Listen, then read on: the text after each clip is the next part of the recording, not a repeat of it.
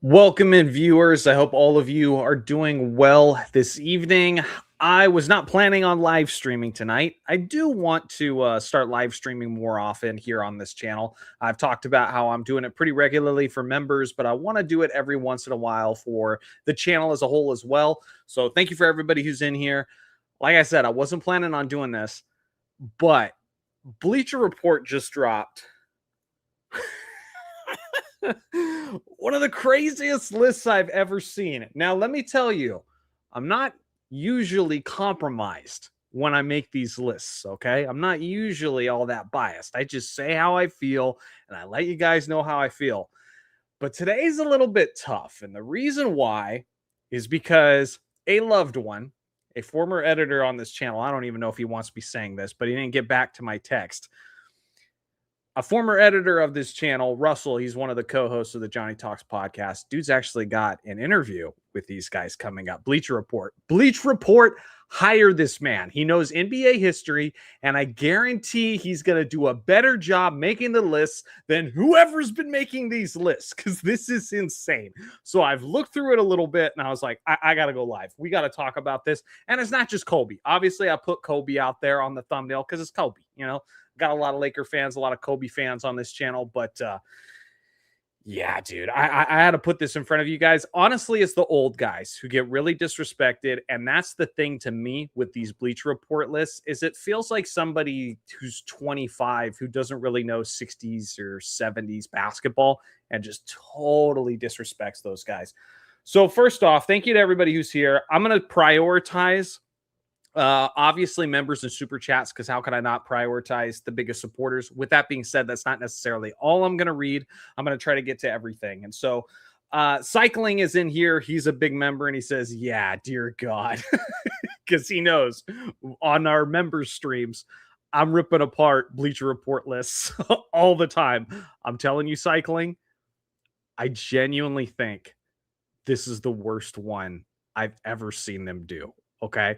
They probably love the fact that we're talking about it, to be completely honest, because sometimes I even wonder if they're honestly ranking these lists based on their actual opinions, or if they're specifically ranking certain players, like ID Munster says, designed to rage bait you. It might be. But the thing is, that still has to be called out, because propaganda works. And if people say things enough time and enough people start regurgitating the same narratives, and a guy who's easily top 50 keeps being outside the top 50, young people, they're impressionable. They're going to start believing it. So with that being said, we got to get into it. Fufo's one of my legend members here. He's always around on the Johnny Talks podcast. And so thank you for being here. Rage bait for sure. Yeah, it is wild. So we're going to get into this one. Let's start, guys, and let me know what your thoughts are as we go through it. So we got Dawn number 99, just barely made the cut there. Don't have a problem with this one, but again, we're barely just getting into it. As high as 51, I didn't rank him there.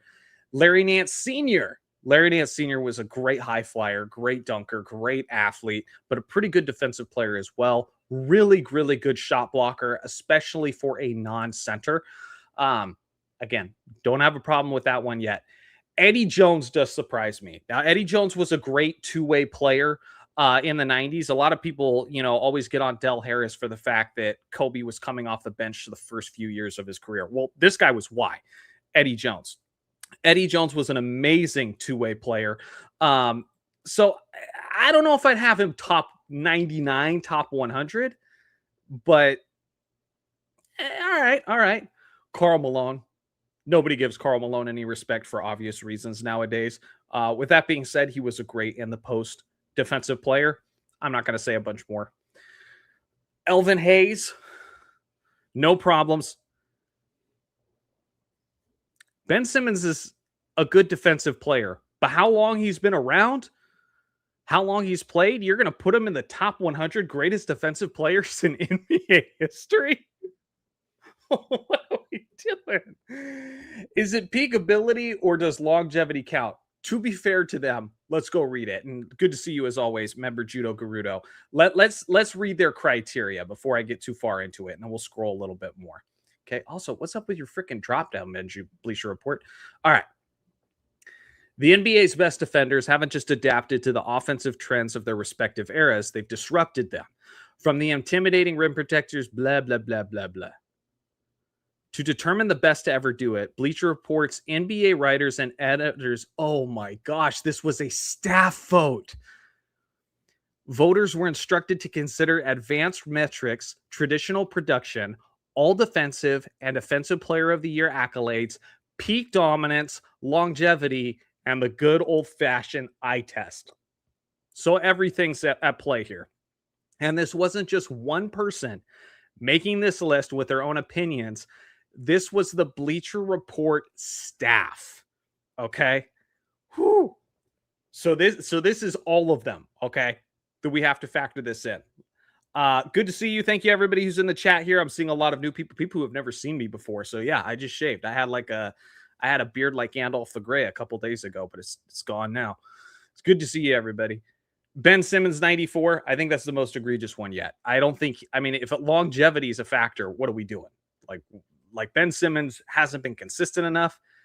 DeAndre Jordan, good defensive player, good rim protector. Don Chaney. Okay, so we got some old guys get respect. Joel Embiid. Let me know what stands out to you guys so far. I'm throwing up in the bushes, but nothing will stop me from a trial. I hope you get well soon, brother. Thank you for being in here as always. Willis Reed, great center for the New York Knicks, NBA legend, doesn't get talked about enough. Honestly, Derek White, don't hate it. Derek White is statistically one of the greatest shot blocking guards in the history of the league. He's quickly entering that conversation. If he's around long enough, and if he's doing it long enough, he'll be right there with George Gervin, Michael Jordan, Dwayne Wade, among the greatest shot blocking guards in the history of the league. So yeah, Derek White's a great player. 89. Wes Unseld, legend of the 1960s, one of the only rookies to win the MVP award, him and Wilt Chamberlain. Theo Ratliff. Was surprised to see Ratliff get a vote here. I'm seeing some people. Has Bobby Jones been mentioned yet? No, he is not. The Secretary of Defense. If Bobby Jones ain't here, I might riot. Yeah, I'm seeing some love for the Secretary of Defense. Anybody who doesn't know Bobby Jones, he played for the Philadelphia 76ers and the Denver Nuggets in the 1980s. Again, the Secretary of Defense, 8 all-defense teams. Before LeBron James popularized the chase down block, Bobby Jones was doing it all the time. Dude was a power forward / small forward that ran up and down the court like a gazelle. He was a hound. Kind of like a little bit like Dennis Rodman in a way. OG. OG. One of the 86 greatest defensive players in NBA history already. Is this recency bias here? I need some feedback, chat. Paul Pressey, great defensive player. Chet Holmgren. I feel like this one's going to get some heat. It's factoring in everything, not just blocks, steals, advanced analytics, all defense teams. Yep, Judo Garudo. They said Chet. Seeing a lot of people not happy about the Chet one. I'm surprised. Chet as well. There's a ton of recency bias on this list already. My God, you're going to be like going crazy when you see because you don't know yet. But at the end of it, you're like, oh my God, they left this guy off. They left this guy off. Paul Silas, 83. Got no problems with Paul Silas. Andrew Bogut. Number 82. Andrew Bogut, top 10 DPOY finishes. That is crazy. He had 4. Never had an all-defensive first team, a second team all-defense. I'm getting people in here going, Bogut? I know, right? The funny thing is, he missed Game 7 of the NBA Finals in 2016 because he was injured. Nobody ever talks about that aspect. But I guess if he's one of the 82 greatest defensive players in the history of the league, we should bring that up every single time. Dave Cowens, number 81. This guy, unfortunately, is one of the most overlooked centers in the history of the league. And the reason being is he won 2 championships with the Boston Celtics in the 70s. Everybody talks about nobody won back-to-back championships in the 70s. Well, that's true. But the Celtics did win in 1974 and 1976, and this guy was the center that led the way. It was him, John Havlicek. The reason why he didn't get as much love as he really deserved for it is because he was following up the act of Bill Russell, and Bill Russell just won 11 championships for the Celtics. So it's like, that's a tough act to follow. But Dave Cowens, he was fantastic. Bill Laimbeer, some people are going to have a really hard time having Laimbeer on here. I don't think Laimbeer should be on here. As you can see, never made an all-defense team. Now, maybe you could say because you have to be voted into that, and nobody liked the Bad Boy Pistons at that point. But I'm sorry. He wasn't a great shot blocker. He was a good defensive rebounder. I'll give him that. But the way he played was dirty. Like, if you're going to call anybody dirty, you could call Bill Laimbeer dirty. And so to give him credit with one of the top 80 spots in NBA history, to me, just no. And he doesn't have the accolades for it, doesn't justify it. I don't think so. Nick McMillan, number 79. Everybody, for those of you who are still just coming in here, we're looking at Bleacher Report's 99 greatest defensive players in NBA history. This just dropped today. And the list is already pretty controversial, but my, oh my. It gets worse, guys. Let me tell you.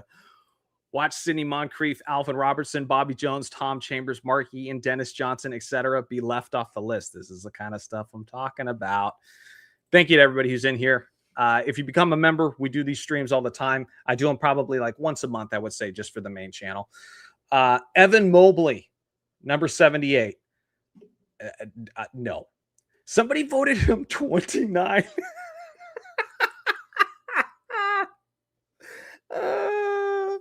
I hope my buddy gets hired at Bleacher Report. He's got an interview coming up, and they need somebody who really knows the history to contribute to these, because this is egregious. Artis Gilmore. I like seeing Artis Gilmore on here. A lot of you younger fans are going to know him as the starting center for the Bulls all-time team on 2K.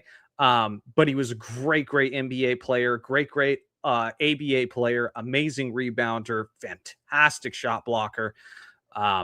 Again, when they're calling guys of the past, plumbers and such, this is one of the guys you're talking about, this big beast of an athlete. Brooke Lopez, number 76. I might have to redo like a list of my own 99, because some of the names in here are like, they're shocking. They're shocking. Alex Caruso, based on eye test, based on playoff impact, and based on like the context of like him being so big for OKC, so big for their championship, obviously that iconic series where he's guarding Nikola Jokic, I can kind of get it from that perspective. But again, top 10 DPOY finishes, guy has one. So, I mean, from an accolade standpoint, he's not there yet. But from an eye test, impact, all that sort of thing, I get that. Doug Christie, great defensive player. Unfortunately, he gets overshadowed for the early 2000s Kings because Kobe tore him up so much. But, great players are going to get theirs. Christie's probably most famous for the punch he had on Rick Fox in that preseason game. They really highlighted the Lakers and Sacramento Kings rivalry during that time.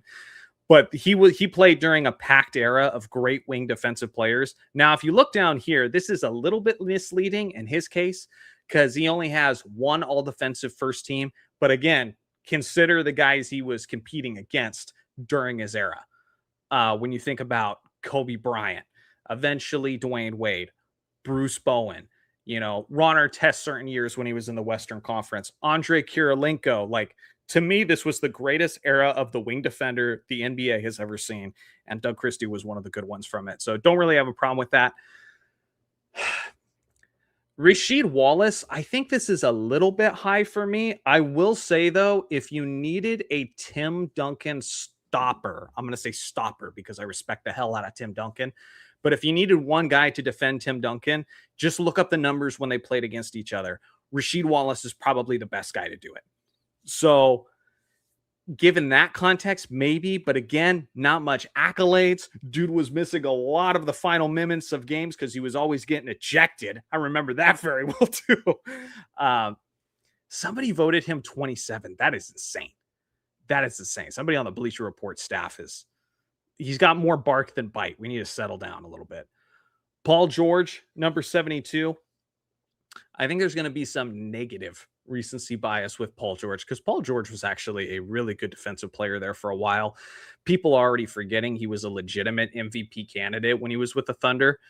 And some of the playoff battles that he had against LeBron James, like Paul George was really nice. Unfortunately, when he gets traded for Jaylen Brown at the age of, Jaylen Brown being 29 and him being 36 and that trade just not making sense to us.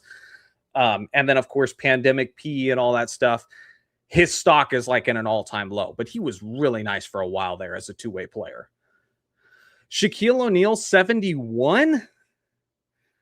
I would not say Shaq's 71 personally. I got to highlight some more of these chats here, but Brook Lopez. I think Derek White is a better defender than Caruso. Somebody said Caruso's understandable. Shaq was an inconsistent defensive player. He had some years he was good. He almost won the defensive player of the year he won his MVP and was nearly unanimous in the 99 to 2000 season. It was actually Alonzo Mourning who beat him out. Shaq was the runner-up. So he nearly won it that year. And as somebody who watched that whole season closely as a Lakers fan, I thought Shaq was definitely deserving of top two. Alonzo Mourning's always a beast around the rim. But 71, I don't think Shaq would be that high for me personally. Larry Bird, 70. Larry Bird's a great defensive player. Always played with hustle, heart, effort. Obviously, he made 3 all-defense teams, but no firsts. Top 10 DPOY finishes. He had 1, but he was 3rd overall, I believe. Larry Bird doesn't get enough respect for being one of the greatest pickpockets in NBA history. He averaged like 1.7 steals over the course of his career, I believe. And he did that as a small forward / power forward. Not to mention the fact that he was the leader of a team that was consistently among the best defensive teams in the entire league. I think that counts for something. I'm not ranking Bird any higher than this. Personally, I don't have a problem with where Bird's at. Buck Williams, love seeing that. Buck Williams played for the Portland Trail Blazers, who made it to the NBA Finals in 1990 and in 1992. Great defensive player, great on-ball defender.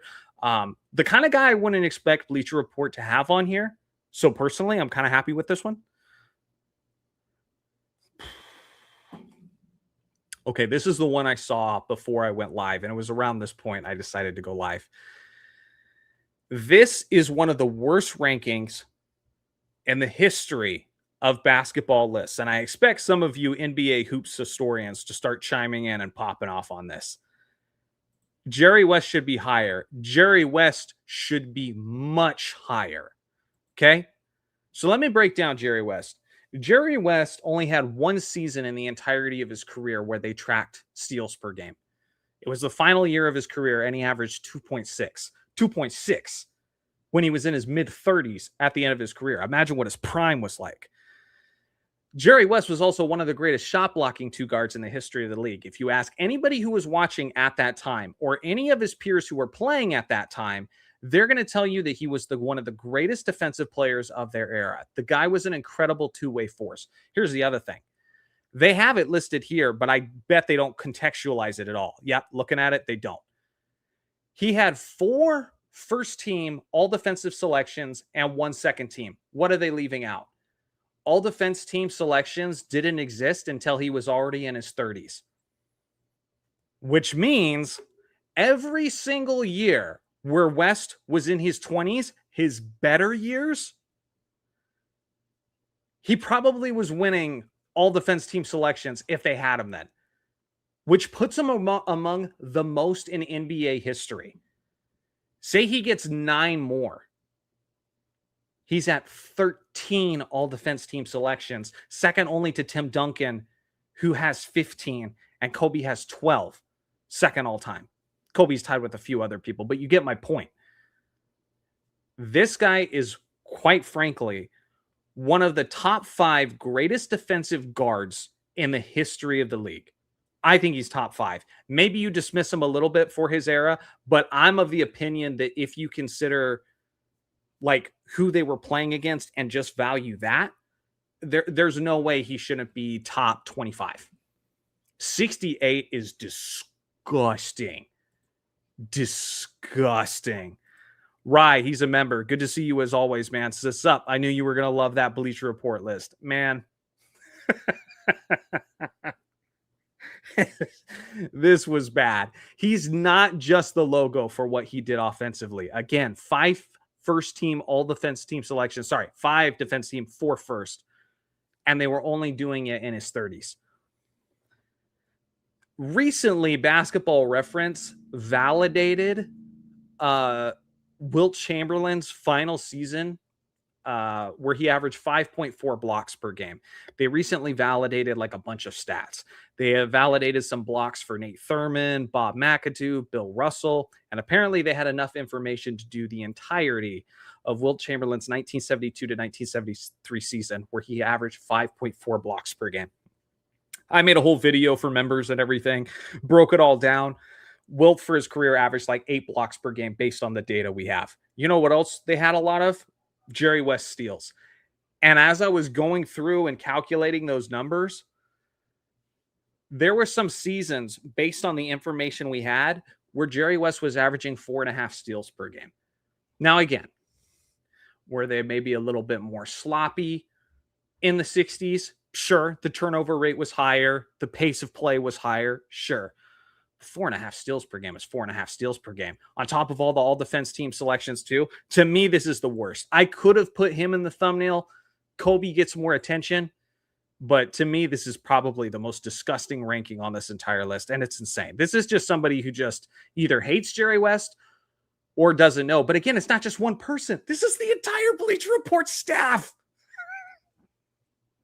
The entire staff thought he belonged at 68 and his highest ranking. His highest ranking was 53rd. Please hire my old editor. I really hope that interview goes really well because I promise you he would not let me down and he ranked Jerry West higher than 53. Good Lord. Oh, let's see here. Any thoughts? Rice says, oh, Scap's going to have a phone. Oh, I know he is. I know he is. We're going to get into more of those. They got to all be 25 and truly don't care about basketball. Either that or they're doing it on purpose just to get, reactions. Again, it's okay to support Rage Bait as a content creator because you get free content. It's an infinite cycle. Yeah, but I just don't think you build diehard fans that way. I personally think part of the reason YouTube took off so much, like YouTube content creators, is because people are sick and tired of the manufactured, forced debates from like First Take, Undisputed, all that sort of thing. It just feels like nothing's authentic anymore. Everything's a debate show. Everybody's a fanboy and stuff. So then you look at this alternative and you're like, wow, actual basketball analysis. Even if I don't agree with this guy, a lot of the time, at least I know that it's actually him and not just some corporate higher up telling him what to think. Personally, that's what I like about YouTube is even with there being a lot of content creators on here that I don't necessarily agree with, I appreciate the fact that I'm pretty sure I know this guy's telling me how he actually feels. Not sure what's worse between just one guy from Bleacher Report or the entire staff of Bleacher Report. The entire staff. One person, not one person ranked him higher than 53rd. Again, top 5 defensive guard in the history of the league. Conservatively, top 10. Dwayne Wade, number 67. What's funny is Dwayne Wade is a more recent player, but even this feels kind of low. Dwayne Wade is very much arguably the greatest shot blocking guard in NBA history. It's either him or MJ. MJ has, I believe, Wade has more total blocks. MJ had a higher peak in terms of how many blocks he averaged. Wade, 2 top 10 DPOY finishes, 3 second team, great on-ball defender. 67. Yeah. This is beyond rage bait, though. A whole generation of fans think this is real. That's going to do irreparable harm to the game. Not everyone does YouTube search. YouTube research, unfortunately, to deprogram. And this is why I'm talking about this. People can say all they want. This is rage bait. Johnny, why are you even acknowledging this? Why don't you just ignore it if it's fake? Because if we just ignore it and leave these things unchecked, that's when young people just run with it and just believe it. I'm trying to create a place, a YouTube channel where people love, respect, and appreciate the history of the game. I've said it once and I've said it again. MJ's my GOAT. But if LeBron's your GOAT, I don't care. You're welcome here. Like, it's fine. I don't care who your GOAT is. Just appreciate these different eras of history. If you're disrespecting every single player in the game today, I'm not going to enjoy talking basketball with you. And if you're going to disrespect every single player from the past, I'm not going to enjoy talking basketball with you, because you're not talking basketball. You're talking fanboy stuff. You just, you just have your guy and you just want to take up your sword and just die on that hill. And personally, that's not what I'm interested in. I like analyzing basketball. Zinc, what's up, dude? They're all sellout YouTubers, though. Nah, I wouldn't say that. Not all of them. Nah, not by any means. There's some.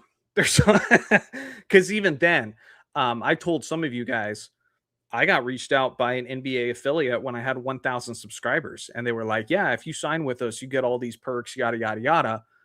But if you do that, if we do bring you on, we're not only going to influence some of your topics, but there's certain things that you can and can't say." And I was like, "I'm not doing it. I'm not doing it." Not to mention they would have taken 20% of my entire revenue. Yes, I would have got to go to like 3 NBA games of my choosing, but I'm like, I'm not doing that, man. Like, I don't want to be told what to think with my basketball opinions. Wade at 67, WTF. Yeah. Johnny, you should make a list of every player ranked above Jerry West that is absolutely not a better defender than Jerry. That's a good way to tackle it, really. Let's continue. But here was the last two. Jerry West at 68, Dwayne Wade at 67. Yikes. Mookie Blaylock at 66. Mookie was nice. His nickname, The Thief. One of the greatest pickpockets of the 1990s. The reason why, honestly, why you don't really hear about him that much. Played for New Jersey in the 90s. Not great. Played for Atlanta in the 90s. Had a couple seasons here and there where they were all right. And then the later parts of the 90s, he played for the Warriors too. Again, not a great team. And if you play, 30 something years ago, and you just played for teams that were, either average or below average, you're quickly forgotten. 2 first team, all defensive selections, 4 second teams. So a total of 6. Again, one of the greatest pickpockets in NBA history. I am happy to see him on this list. Charles Oakley, power forward. What's weird is these defensive players, like, I'm starting to see like a lot of enforcers make it onto this list, but being a great enforcer and being a great defensive player are 2 different things. I don't think I'd have Charles Oakley this high by any means. Yeah, I don't think so. Serge Ibaka, number 64. 3 top 10 DPOY finishes. This guy was kind of a flash in the pan. He wasn't around as long. I mean, look, his entire NBA career was 13 years, but by modern standards, that's not really all that long. But when he was at his best, he was pretty dang good for sure. Horace Grant? Horace Grant? What? Ahead of Dwayne Wade and Jerry West? Horace Grant. Horace Grant was a solid defensive player. He wasn't really like a blocks or steals guy, but he was kind of one of those good in the post defenders. Okay. Body to body. His presence was missed in 1994. Everybody talks about not 1994, 1995, when Michael Jordan comes back. He's still in his baseball body, yada, yada, yada. By the way, in that series against the Orlando Magic in 95, MJ was still averaging like 33 points per game on like 49% shooting. So if he was rusty, he was like kind of rusty. I think the bigger hole in the roster was the fact that they didn't have Dennis Rodman yet, and they were missing Horace Grant, who was then playing on the opposing team for the Orlando Magic. So that made a big difference. But 63. Listen, I'm just saying. If you are funded by Clutch, this is the kind of stuff you do. You elevate these MJ guys to be way higher than they should be. I'm not saying we disrespect Horace. They needed Horace to win that three-peat, okay? And like I said, his presence was missed. But 63? Greatest defenders of all time, 63? Matt Geiger, top 10? We'll see. I think they're going to have Luke Longley top 10 the way this is going. Rajon Rondo, 62. I love Rondo. When I hated the Boston Celtics when we were playing him in the NBA Finals in 2008 and 2010, God, I hated the Celtics. But the one player I loved from that team, this guy, Rajon Rondo, his style was so cool. I loved him. And the fact that he won a championship with us in 2020, love it. I love Rondo. But the fact that you have this guy ahead of Wade and West, like, what are we doing? I've never heard anybody consider Rajon Rondo higher than Dwayne Wade as a defensive player. Do you guys? Does anybody in chat think that Rondo should be higher on the greatest defenders of all time list than Dwayne Wade? I need some feedback on that one because, my goodness. Cycling, way too high at his best in the 90s. I think you're talking about trying to catch up. I think you're talking about Horace Grant at that point. Nah, Wade's higher. We hate you too, LOL Celtics. Yeah, but that's what makes our rivalry fun. It's like I hate you, but I kind of do and I kind of don't. I love the rivalry, I respect you guys, but I hate you guys. It's a good respect kind of hate. You know what I'm saying?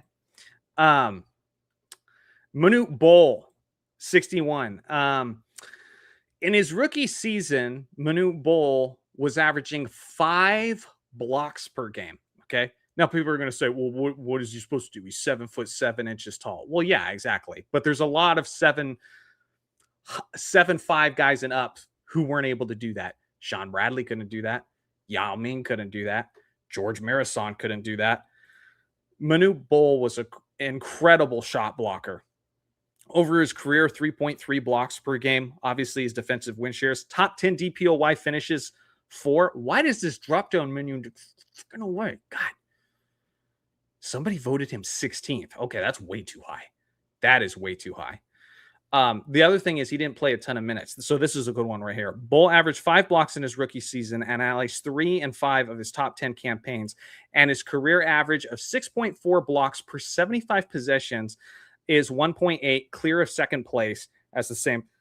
Based on the argument you're making for him there, I think you'd have him higher. Kevin McHale, huge for the Boston Celtics, who, like I said earlier, one of the greatest defensive teams of that era. He had 1 top 10 finish, 3 first team. He wasn't a crazy shot blocker by any means. He was pretty good. But some speculated that this 6'10" power forward had an 8-foot long wingspan. I mean, if you see his frame, his complex, the dude had stupid length that way exceeds his 6'10" wingspan. So 8 feet long wingspan, probably a little bit of an exaggeration, but not by as much as you'd think. McHale was a really good defensive player. Happy to see him on here. Jaren Jackson Jr., 59? 59? You told me longevity mattered. He's only been playing since 2018. It can't matter all that much. Number 58, Shane Battier. Shane Battier was in that loaded group of all-time great wing defenders during the 2000s. 58 feels a little high. but I'm happy to see him on the list. He would definitely be on my list. Somebody voted 39, way too high. John Stockton, 57. John Stockton, the NBA's all-time leader in steals. That wasn't just volume, that was volume and longevity and availability because he very rarely sat. Stockton was known to be a dirty player as well, but like sneaky dirty. He was like stealthy dirty. Like if he was posting up against you, he'd be jabbing his fingers into you, or he'd try to pull your shorts down or that sort of thing. That was John Stockton. He was like sneaky dirty, but also like clever about it. He wouldn't just like outright knock over my laptop. Sorry, that might have been loud as hell. He wouldn't just straight like elbow you like his teammate Karl Malone would, but he was more stealthy dirty with it. I got this new stand for my laptop here so I could try to react to members chats as I see them, and that's why I look like somebody riding a bike who's never ridden a bike before. Bill Walton. Okay, I love Bill Walton. All right. But if the best ability is availability, he doesn't deserve to be here. Okay. Great shot blocker, great in the post defender, but he had something like 37 surgeries in his life. Okay. This guy was so injury prone that he'd make Anthony Davis blush. Okay. Broken foot, broken toes, busted knees, everything with Bill Walton. He was an MVP in 1978, won the NBA championship with the Blazers in 1977, but he's mostly seen as a what if. And for me, I can't have a guy top 56 when longevity is a category. If we're talking peak, absolutely, you could rank him even higher and I'd have no problems with it for sure. But again, we saw what the criteria was. Longevity and availability. I'm sorry, like Bill Walton, he can't be anything above 80 for me. Does Luke Walton work for Bleacher Report? Somebody voted him 9? 9? Was this person who works for Bleacher Report told that availability matters? Told that longevity matters? I think this guy missed the memo. 9. Dave DeBusschere. Was just talking about him in the last live stream. Won championships with the New York Knicks in 1970 and 1973. Was a major part of the Lakers and Knicks rivalry during the early 70s. And this guy had a smooth pull-up jump shot, but he was mainly known as like your scrappy loose balls, get up in a defender's face, really make it tough for him to, to operate. I think defensively, he was kind of like Dennis Rodman before Dennis Rodman. Great defensive power forward. I think I would have him higher, but not a ton higher. He would probably be in like my high 50s or so. Marcus Smart. 3 top 10 DPOY finishes, 3 first team. This just makes me sad that the Lakers let Marcus Smart go because we need more defense on this year's upcoming team. 54. It's too high, dude.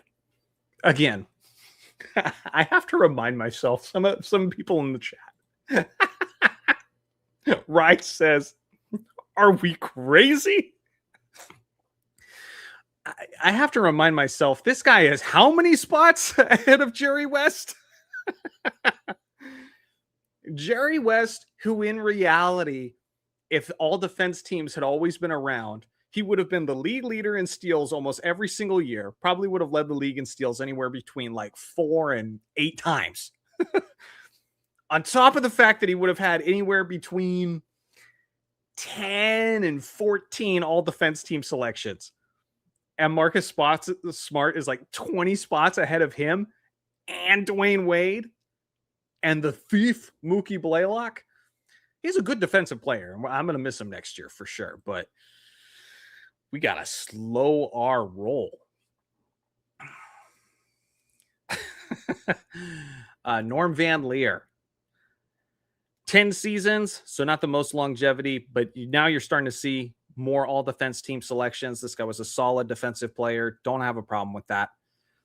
Tayshaun Prince, I might even rank Tayshaun a little bit higher. Tayshaun was such a great defensive player.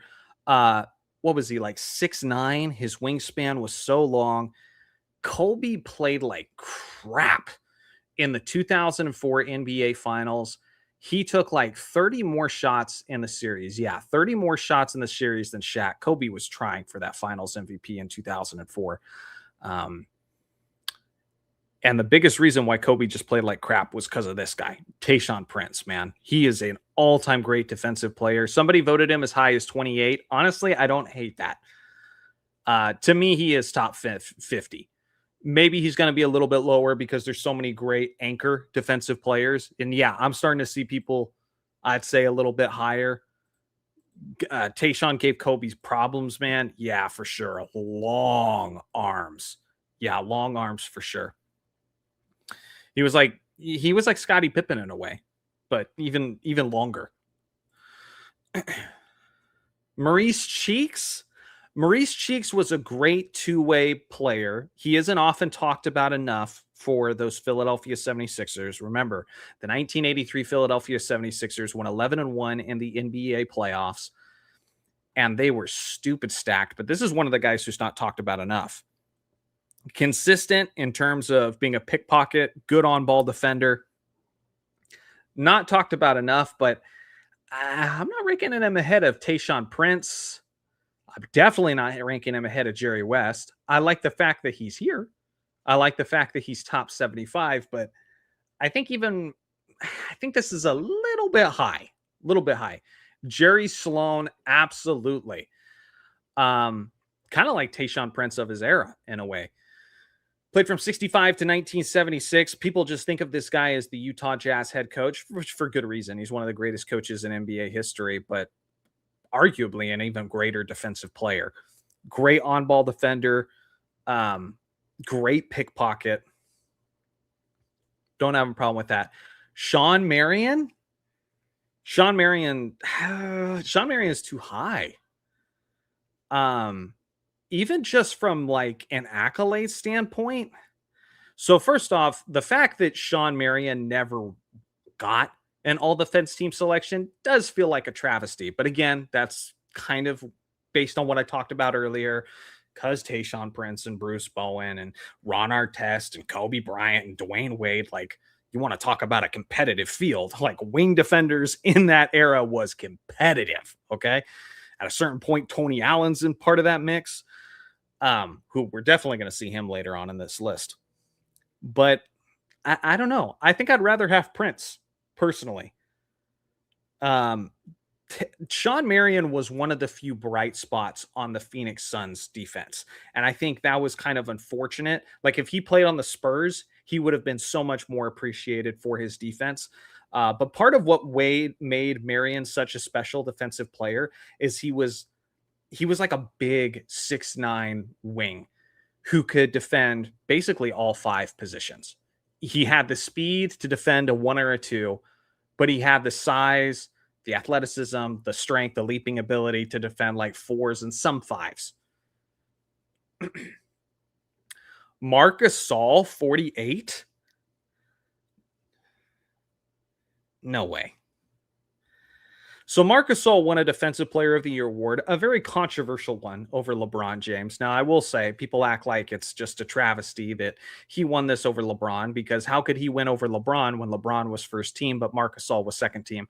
Well, the reality is the people who vote for the all defense teams and the people who vote for the Defensive Player of the Year, they were two different groups. So, I mean, they just had different opinions.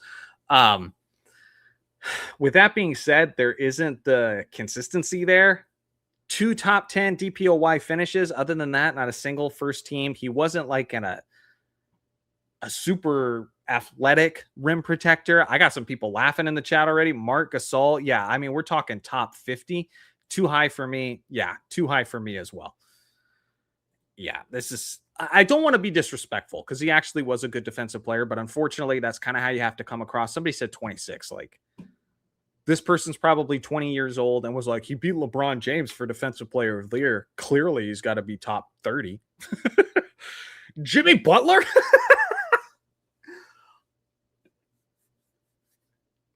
Jimmy Buckets. He did make the all defense team 5 times. He was more known for his defense earlier in his career, kind of like the Kawhi Leonard progression in a way where he really stood out earlier. And then as he advanced as a star, offense became more of a focus for him. But he's not 47. And I hate to keep bringing it, like, do we really think he's like 20 spots, however many spots he is ahead of Dwayne Wade? If I need to get a stop, I'd rather have peak Dwayne Wade than Jimmy Butler, personally. Let me know in the chat. But if I need to get a stop, give me prime Dwayne Wade over prime Jimmy Butler any day. And then that's like even the longevity. I'm still taking Wade. Patrick Ewing, top 50, number 46. No problems with that.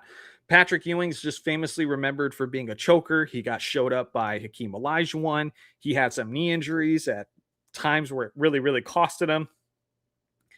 He's kind of the last on the pecking order of like the S tier, centers from the 1990s. But in the 90s, specifically early to mid 90s before Hakeem Olajuwon won back-to-back championships, it was Robinson, Olajuwon, Ewing.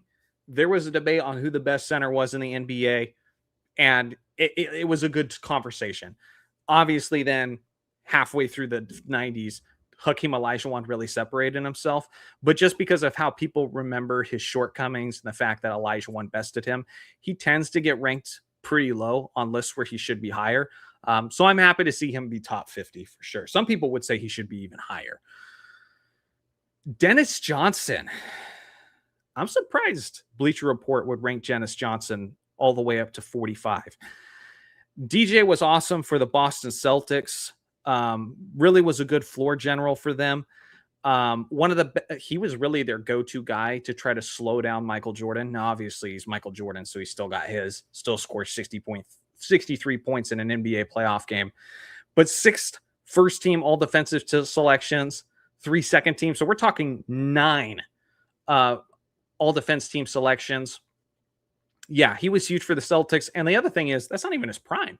He was a finals MVP before that when he played for the Seattle Supersonics. Better offensively, better defensively. Defensively is a little bit debatable, but athleticism, yeah, he was much more of an athlete when he was with the Sonics. Joe Dumars.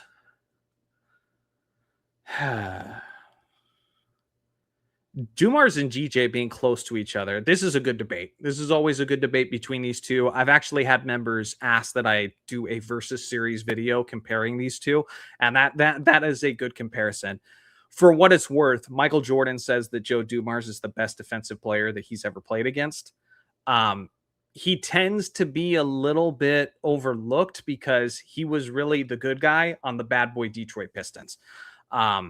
Like, this guy won Sportsman of the Year several times, but really just sound quality on-ball defense. One of the best backcourts in NBA history between him and Isaiah Thomas. And so, yeah, Joe was incredible, very underrated. I'm happy to see him on this list. Would I rank him higher?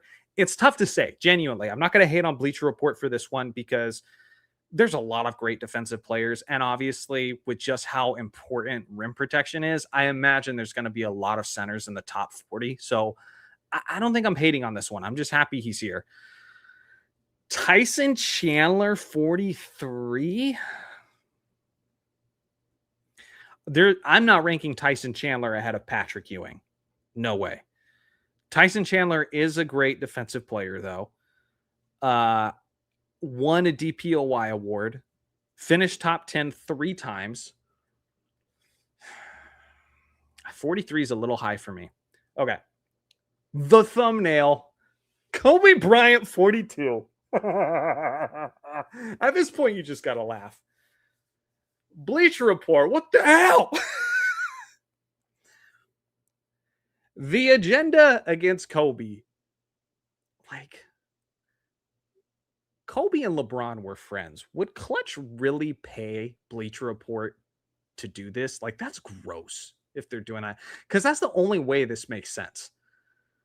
Kobe Bryant has 12 all defense team selections. He got in the top 10 6 times. He got as high as third. Okay. We have the footage locking down guys. Don't even get me started on what he did for Team USA in 2008. This is like so insanely disrespectful, but at this point, I'm almost just kind of like apathetic to it and just laughing because we've been seeing this with Kobe for the last 2 years. 42 is disgusting. The only thing that you could do to try to justify this is you could bring up that Phil Jackson quote, and I hate it when people do that because they take it out of context all the time. They bring up the Phil Jackson quote where Phil Jackson says, well, some of those all defense team selections Kobe was getting at the tail end of his career, he's been getting them based on reputation. Okay, Phil Jackson used to say stuff like that about Shaq, about Kobe all the time to try to play mind games. That's what Phil Jackson did. He was trying to motivate Kobe. He was saying that when he was still had Kobe as his own player. And I remember even Kobe saying in an interview, laughing it off with the LA media, saying, these Jedi mind tricks aren't working on me. So if you're going to use that and act like it's gospel, it's just nonsense, dude. Like Phil Jackson played those mind games. He would try to do whatever he could and to his credit, it's usually worked. That comeback that they had against the Portland Trailblazers where they were down by 15 points in the fourth quarter, Shaq talks about it all the time. He was like, all right, guys, pack it up. He did reverse psychology. He was like, we tried, we did your best, but clearly we're not going to win this. I just thought you guys were made of better stuff. And what did it do? You guys saw what it did. It motivated the hell out of Shaq and Kobe. That's the only thing you can use. But if you try to use that, you're just missing the context of it. That's not, I don't think, a legitimate criticism from Phil Jackson. And even if it was, okay, you want to take away 2. So what, he's got 10? He's still got 10 all-defense team selections. Oh, my God, dude. 42. 18. Okay. Somebody's got some sense. 42 is disgraceful. If you say Kobe's 42, you don't know basketball. Like, I'm sorry. I'll give you to a certain point. Even if you want to say Kobe's overrated, that sort of thing, I'll hear you out. Give me some analysis. Tell me your thoughts. I'd love to hear. But 42, you don't end up with the second most defensive team selections in NBA history purely off of reputation. This is stupid. But I think, like most of you guys were saying earlier, this is probably rage bait. But some people are going to believe this. Some people are going to think this is accurate. If you're watching Kobe Bryant and you're looking at the way he shut down guys night in, night out, defending the best players, and the way he took the USA team and totally revitalized them and made everybody around him better defensive players, you're not ringing Kobe 42. Joakim Noah, 41. Joakim Noah was a great defensive player. Kind of short-lived his peak defensively. It was with the Bulls, but afterwards with the Knicks wasn't quite the same. I think if longevity is a part of the conversation, I don't think I definitely wouldn't have Joakim Noah this high. Walt Frazier, great two-way defensive player, great on-ball defender, great pickpocket, 40.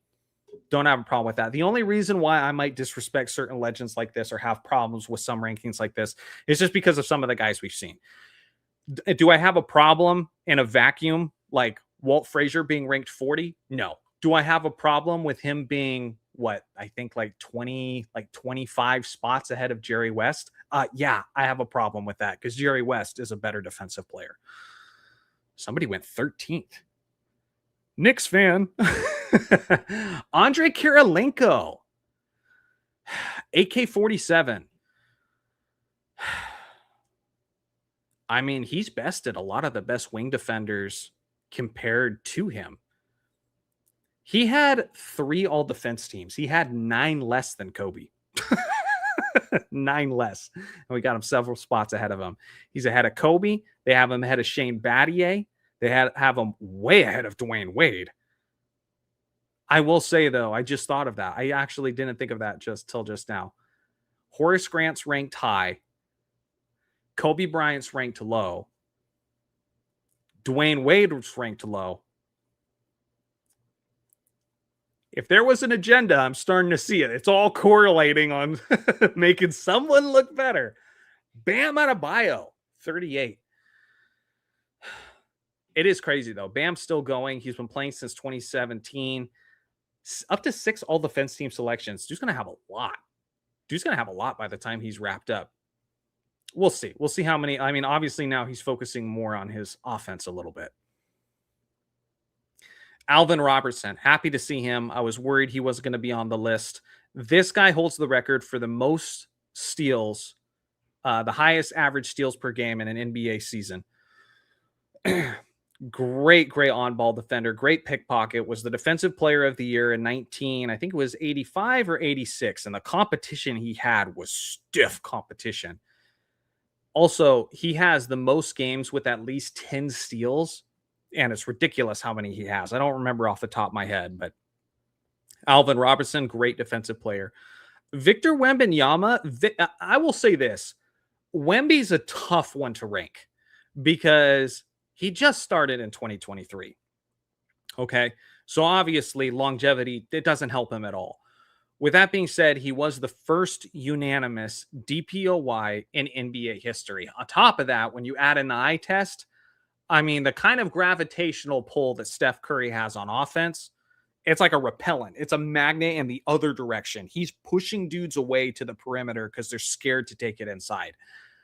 Wemby absolutely is one of the greatest defensive players of all time. He just got started. So it's like, it's hard because of the longevity thing. I'm not going to hate on this selection because I just think it's really hard to rank Wemby. It does feel disrespectful, some of the legends he's ahead of. Wade, Kobe, Jerry West, just to name a few. I'm not ranking Wemby ahead of those guys yet if longevity is a part of the criteria, which they have already stated that it is. Somebody took him number 1. Somebody's like, screw longevity. I'm saying Wemby's 1 now. Oh, man. Fufo, my favorite Spurs fan member in the chat. Was that you, Fufo? Do you work for Bleacher Report? Was that you? Drew Holiday.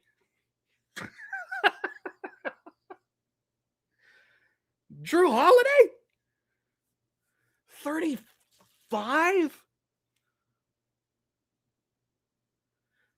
I hate this about these lists because I don't want to be mean or disrespectful to Drew, who is a great defensive player. I want to be disrespectful to the people who made this list, not Drew. But naturally, he's got to take some of the collateral. Like, there's no way. Chat's popping off right now. Like, what is this? Andre Kirilenko. Sorry, not Andre Kirilenko. Andre Iguodala. I just saw the words and spit it out. Andre Iguodala. Fate of the universe on the line. Give me Iguodala. Iggy became a much better defensive player when he was with the Warriors and he could focus on it more exclusively. He was still pretty good at Philly, but he became like next level when he became that role player for the Warriors. His finals MVP in 2015, I think, is nonsensical. I do think that should have gone to Steph Curry. One of the things I remember most about that finals MVP, not that it's related to defense, it's really not, was him breaking free throw after free throw. He had the worst free throw percentage of any finals MVP in NBA history, but that's neither here nor there because we're talking about defense. Defensively, it was weird because they kind of gave him the finals MVP for locking down LeBron James or doing a good job defending LeBron James. But at the same time, the other finals MVP they considered was LeBron James based on the numbers he put up and how well he played. How can those two things be true at once? We can't have LeBron going off, tearing it up, destroying the stat sheet, and considering giving him the finals MVP while also giving Iggy the finals MVP for locking him down. I don't know. To me, it should have gone to Steph Curry. Defensively, solid. Not better than a lot of the guys we've seen on here. That's too much. It's too much. Marcus Camby. Marcus Camby was nice, and he had the longevity too. You see, he had a 17-year career, and there was years where he was like in his late 30s, and he was still doing it. 33 is a little bit high for me. But he's got the longevity. He had the blocks numbers. He was even a great pickpocket for a center. Little high for me, but I have no problems with him being top 50. Jason Kidd, 9 all defense team selections for Kidd. Good all on ball defender. One thing that isn't mentioned enough and talked about enough with Jason Kidd is even though he was a point guard, he was so good at guarding twos. And I'm talking elite twos. He did really good on Kobe Bryant in the 2011 playoff series where they swept the Lakers. He did a great job on him. In some of the matchups he had with Dwayne Wade, he did a really good job on him too. And so he wasn't always defending those guys, but he could take that assignment and do a good job with it. And he usually did. And so Jason Kidd, I don't know if I'd go this high, but great defensive player. Hondo, John Havlicek, 8 NBA championships. I think over Dave Cowens, he was the best player on the championship team in 1974 and 1976. In a weird way, that was kind of like Kobe's 2 championships after he separated from Shaq, kind of proving his own legacy. That's what John Havlicek had to do afterwards once he got out of Bill Russell's shadow, and obviously did a great job with it. Triple-double threat, but defensively, I think 8 all defense team selections. And I don't think they always existed for him either. So I think going back all the way to 1962, you could probably give him a few more. So, 31, no problem with that. But if he had like 12 or 13 all defense team selections, he might be even higher. Nate Thurmond. I love this guy. One of the most underrated players in the history of the league. Wilt Chamberlain says that this was the best defensive player he ever went against. He did a better job on him than anyone else ever has. And you're going to say, stop. Wilt Chamberlain played against Bill Russell. Go look at the numbers. He's not making it up. When Wilt Chamberlain played against Nate Thurmond, he struggled more against Thurmond than anyone else in NBA history. Part of that might have been because he practiced against Nate Thurmond a lot, because Nate Thurmond started his career as Wilt Chamberlain's backup. Okay. But this guy was built like a tank. What are you doing? I get it. Unresponsive. Leave me alone. I might have to refresh the page if it keeps doing that. But 6'10", built like a tank. Great on-ball defender. This guy went to the Chicago Bulls late in his career, and his first game with the Bulls, I'll refresh it and scroll. His first game with the Chicago Bulls, he got a quadruple-double. He's one of only 4 players in NBA history to get a quadruple-double, and he probably got more quadruple-doubles than that, because for most of his career, they didn't track blocks and steals. Like you see, he played from 1963 to 1977. Oh my goodness, I get it. Sorry, guys. Bleacher Report really hates me. It's probably because of how negatively I'm talking about their stuff. But Nate Thurmond, one of the most underrated players in NBA history, one of the greatest big man defenders in NBA history. Absolutely. Oh, I'm spoiling it. No problems with him being that high. Honestly, might even have him a little bit higher. But at least he's top 30. Chris Paul.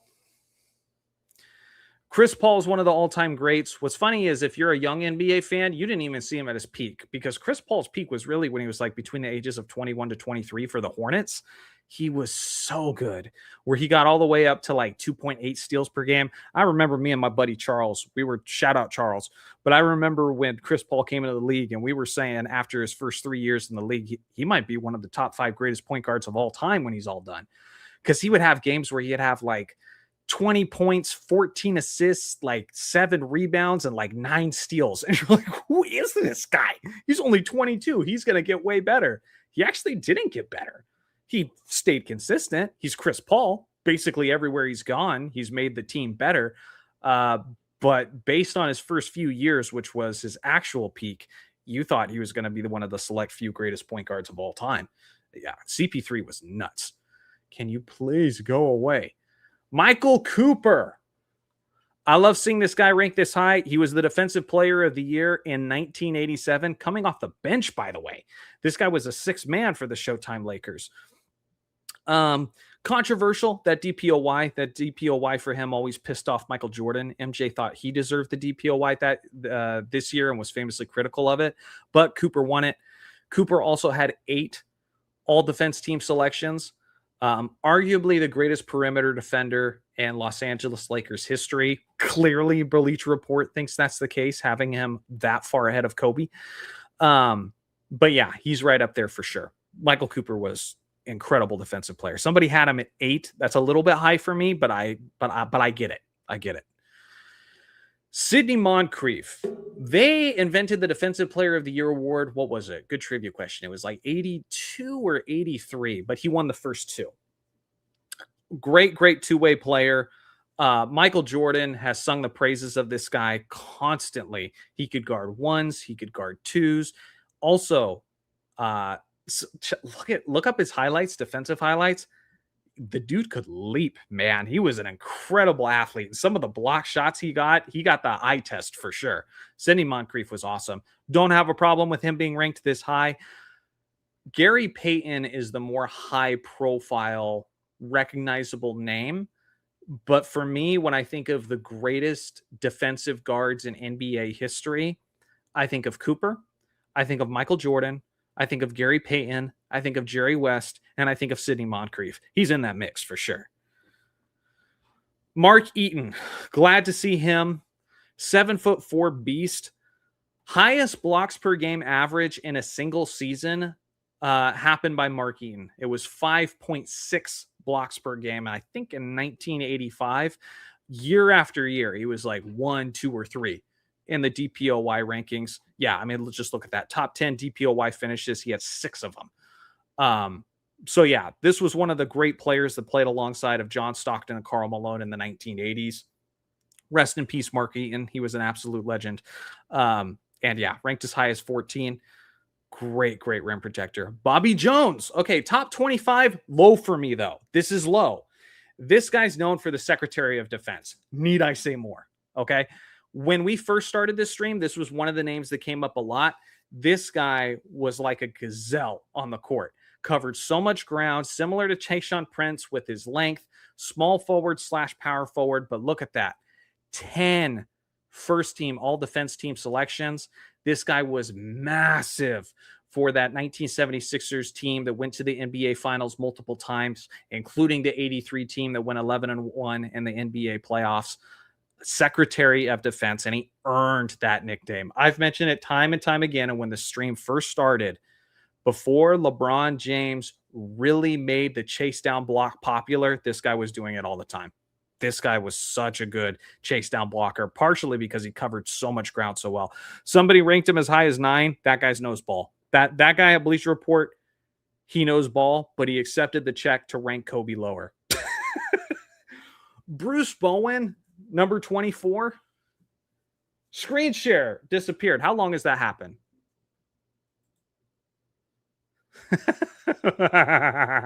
My wife's in the chat trying to get my attention. How long has it been, chat? Somebody tell me. How far do I have to just backtrack? Let's do a little bit of a catch up. We had 26, Mark Eaton, 25, Bobby Jones. Since Cooper, oh man, I'm so sorry, guys. I got caught up in my own, like 10 picks. How many viewers did I lose during that time? All right. Well, I appreciate you guys. Thank you for your patience. So let's do a quick little backtrack. So since Cooper, so we like 5 picks: Michael Cooper, Sidney Moncrief, Mark Eaton, Bobby Jones. I think it's where we're at. Great defensive players we just went over. Every single one of those guys deserve to be this high or higher. I think Bobby Jones is top 15 for me. I think he's top 15 for sure. Bruce Bowen, like Bill Laimbeer that we saw earlier, he's kind of a complicated one because this guy was as dirty as they came. He was a different kind of dirty than Bill Laimbeer, because Bill Laimbeer was the kind of guy to like try to take your head off and then try to look you in the eyes and try to intimidate you, and then look to the Detroit Pistons crowd and try to raise the roof. Like, he reveled in the fact that he was a villain. Bruce Bowen was like shy about it. He was sinister and sneaky about it. He's the kind of guy that would stick his foot underneath Vince Carter on 3 separate occasions, by the way, rolling Vince Carter's ankle. And then when Vince Carter hops up and wants to take him out, he's just like, I didn't do anything. He kind of reminded me of Danny Ainge when I watched Danny Ainge as a kid. Like, they both were kind of like that. But there's a famous highlight. I think it was the 2003 playoffs, 2003, where he like steps on Kobe's wrist while he's on the ground. This guy was sneaky dirty. So I although he's worthy of being recognized for his defense, it's kind of hard for me to rank him so high because he did that like extra stuff that's kind of gross. With that being said, 7 top 10 DPOY finishes. He had a stretch. I can't remember what years it was. It was something like 2004 to 2006, where he was second in DPOY each time. And every single one of those times, he finished ahead of Tim Duncan. If Ben Wallace doesn't exist, Bruce Bowen has got a couple DPOY awards. So this guy's a tough one to rank for me because I recognize the fact that he was a great defensive player. He was consistently a great defensive player. Obviously, we all know how well of a job he did on LeBron James in the 2007 NBA Finals. Now, LeBron fans and a lot of just basketball fans in general are going to say, well, that was the whole San Antonio Spurs defense. Sure. I mean, they were all able to key in on LeBron James to a certain extent, but Bruce Bowen still spearheaded that. And if you go watch those defensive highlights or just the lowlights for LeBron, Bowen was a part of most of that. Okay, he did a really good job. And he was the guy that they brought in to slow down Kobe Bryant. There is a mini docuseries on the Spurs YouTube channel. Very good. I recommend it. They have this where they're basically just recapping their entire history. And they have an episode dedicated to Bruce Bowen called The Scar. So if you look up San Antonio Spurs, Bruce Bowen, The Scar, I guarantee you that's going to come up on YouTube. You can watch that after this or whenever you want. And they talk about Kobe Bryant was kicking their butt. A lot of teams were trying to stop Shaq in the early 2000s. The Spurs were going, how do we stop Kobe? Because Kobe was a Spurs killer. So this is the guy they went out and recruited to do that. Tony Allen. I'm sorry, I'm bringing up Kobe and everything, but how do you not with Tony Allen? He said he's the best defender he's ever been against. Kobe said a lot of great stuff about Tony Allen. Honestly, based on all the love he gets, I'm kind of surprised he's only 23 for a Bleacher Report list. 7 foot tall Kevin Durant has said that 6'4" Tony Allen is the toughest perimeter defender he's gone against. So everybody who wants to talk about, 7 foot sniper, he's unguardable. It's like, listen, there's a lot more than size that goes into defense in basketball. There's a lot more than size that goes into being a great basketball player. And Kevin Durant says the best perimeter defender he's ever gone against was a guy who's 7 inches smaller than him. I mean, think about that.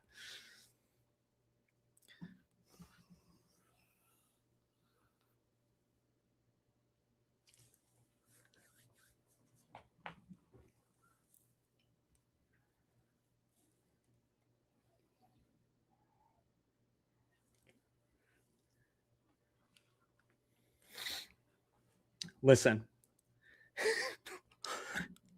there was a time when LeBron was a great defensive player. At this point, is there anybody doubting at this point? Like, this Johnny, he's the son. Yes, LeBron referred to himself as the son. It's been a long time. You are my sunshine, my only sunshine.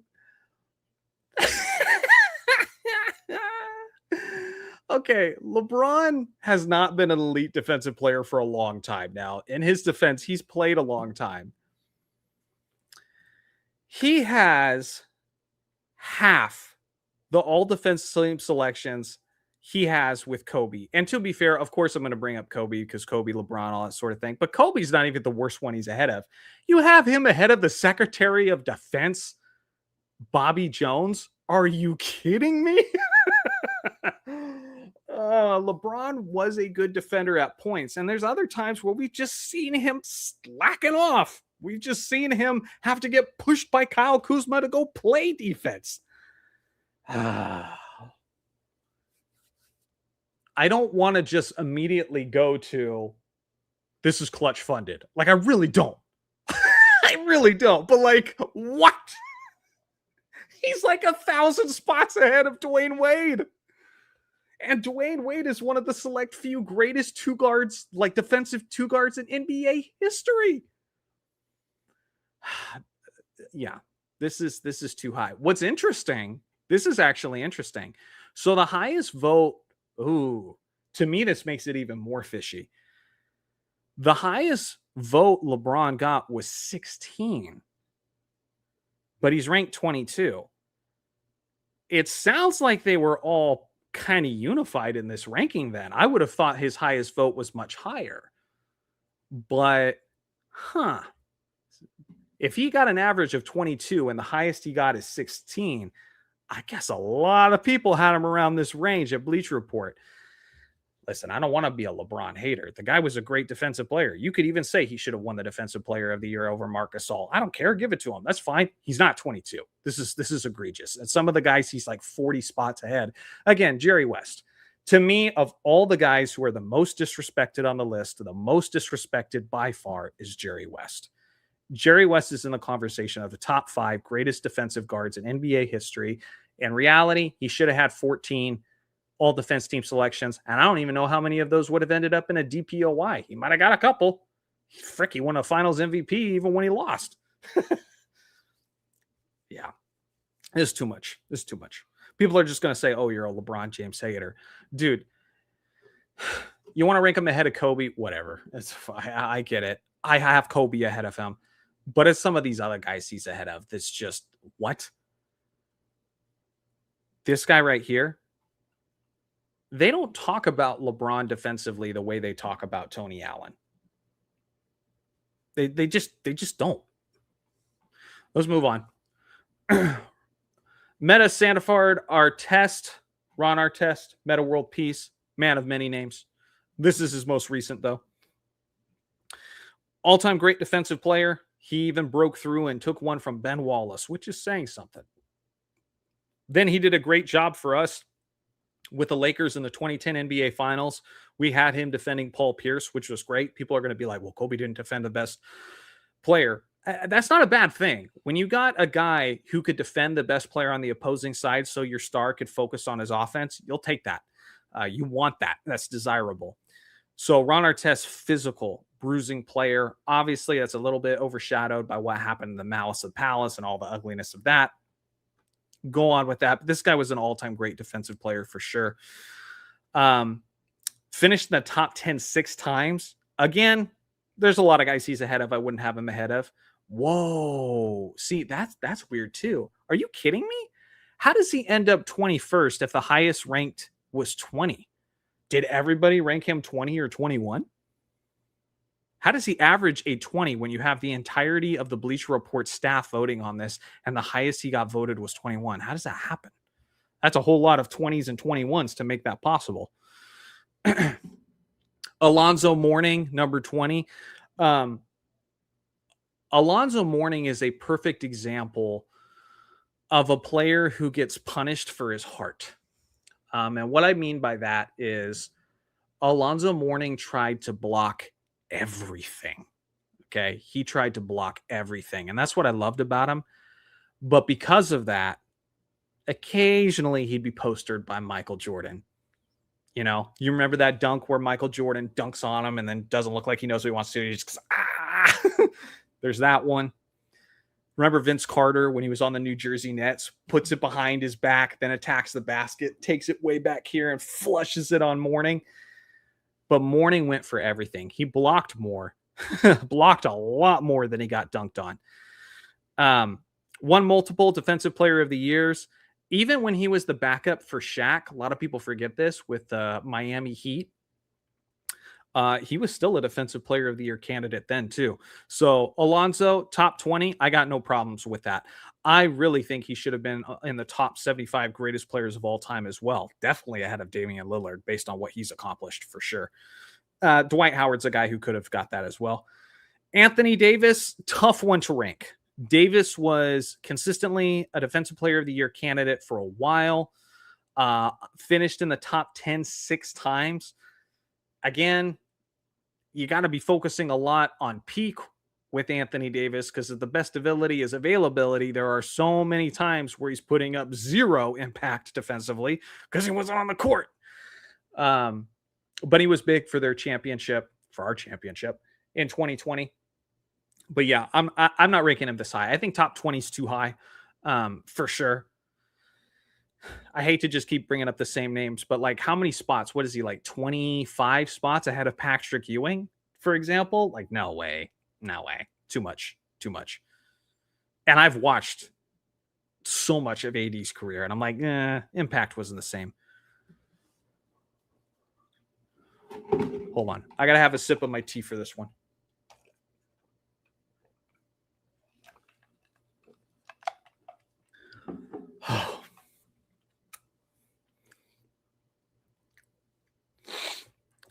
They got Wilt Chamberlain at 18. Wilt Chamberlain, who in the final year of his career, this isn't just hearsay. This isn't just opinions. This isn't just myths that Wilt Chamberlain was running around throwing cars and was the Incredible Hulk. No. The most traveled to basketball statistic website in the entire world, Basketball Reference, has now validated that in the final year of Wilt Chamberlain's career, he averaged 5.4 blocks per game. 5.4 at the age of 36. You know what else is on there? It is now verified by Basketball Reference that he had a game where he had 22 block shots. This isn't just opinions. This isn't just, you want to take it up with someone and argue with them? Go argue with Basketball Reference, okay? They made a whole video on it, explaining it, asking why it's legit. On top of that, he was probably the best player, definitely the best defensive player, when they won their NBA championship in 1972, where they won 69 games and still have the NBA record for 33 straight victories. And you know what the talking point was before the season started? Bill Sharman, who was a former Boston Celtics player, came in to be a rookie head coach for the 1971 to 1972 Lakers. And he talked with Wilt Chamberlain and he said, I want you to average the fewest points per game you've ever averaged. We're going to be a transition team. We're going to be running the fast break a lot. And I want you to be blocking shots, getting rebounds, and throwing outlet passes.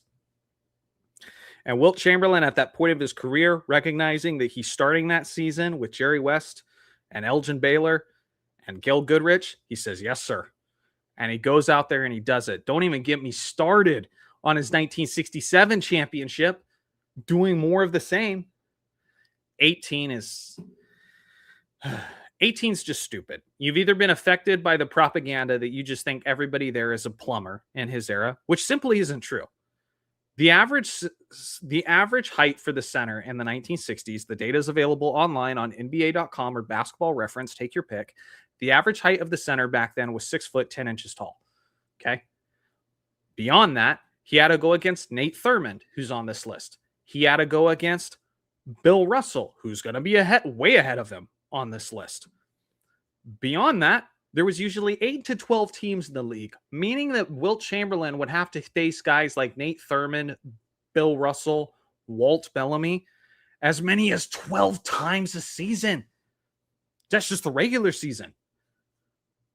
And he still did what he did. If you don't think the 60s are as talented as this current, yeah, sure, I don't either. I mean, it's not fair to compare guys back then. It's like, was Einstein as smart as, people today if he didn't know XYZ? Well, yes and no. Like, yes, he was, but also, like, we've learned a lot since then. But Wilt Chamberlain, it's insane how much he gets disrespected. It's because we just try to normalize the goofiness of his accomplishments, the goofiness of his numbers. But ask anybody who was alive then who saw it, and there's less and less of them as time goes on. But all the testimonies, yeah, he was really that good. He's really as crazy as it sounds.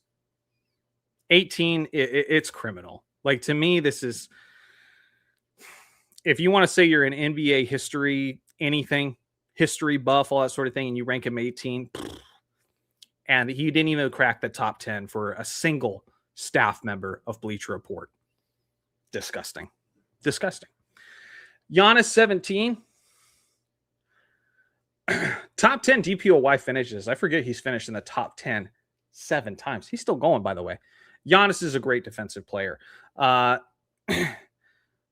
His 2020 season is legendary. Like, his per 48 minutes, if you adjust it to per 48, they're kind of like Wilt Chamberlain numbers, both offensively and defensively. I love Giannis. He's not ahead of a lot of the guys we saw. I don't have him ahead of Bobby Jones on my list. I don't have him ahead of Wilt Chamberlain on my list. But Giannis is great. Okay? I'm not going to hate on Giannis. Giannis is awesome. I wish him well with Miami. I hope they're fun to watch. Kareem Abdul-Jabbar.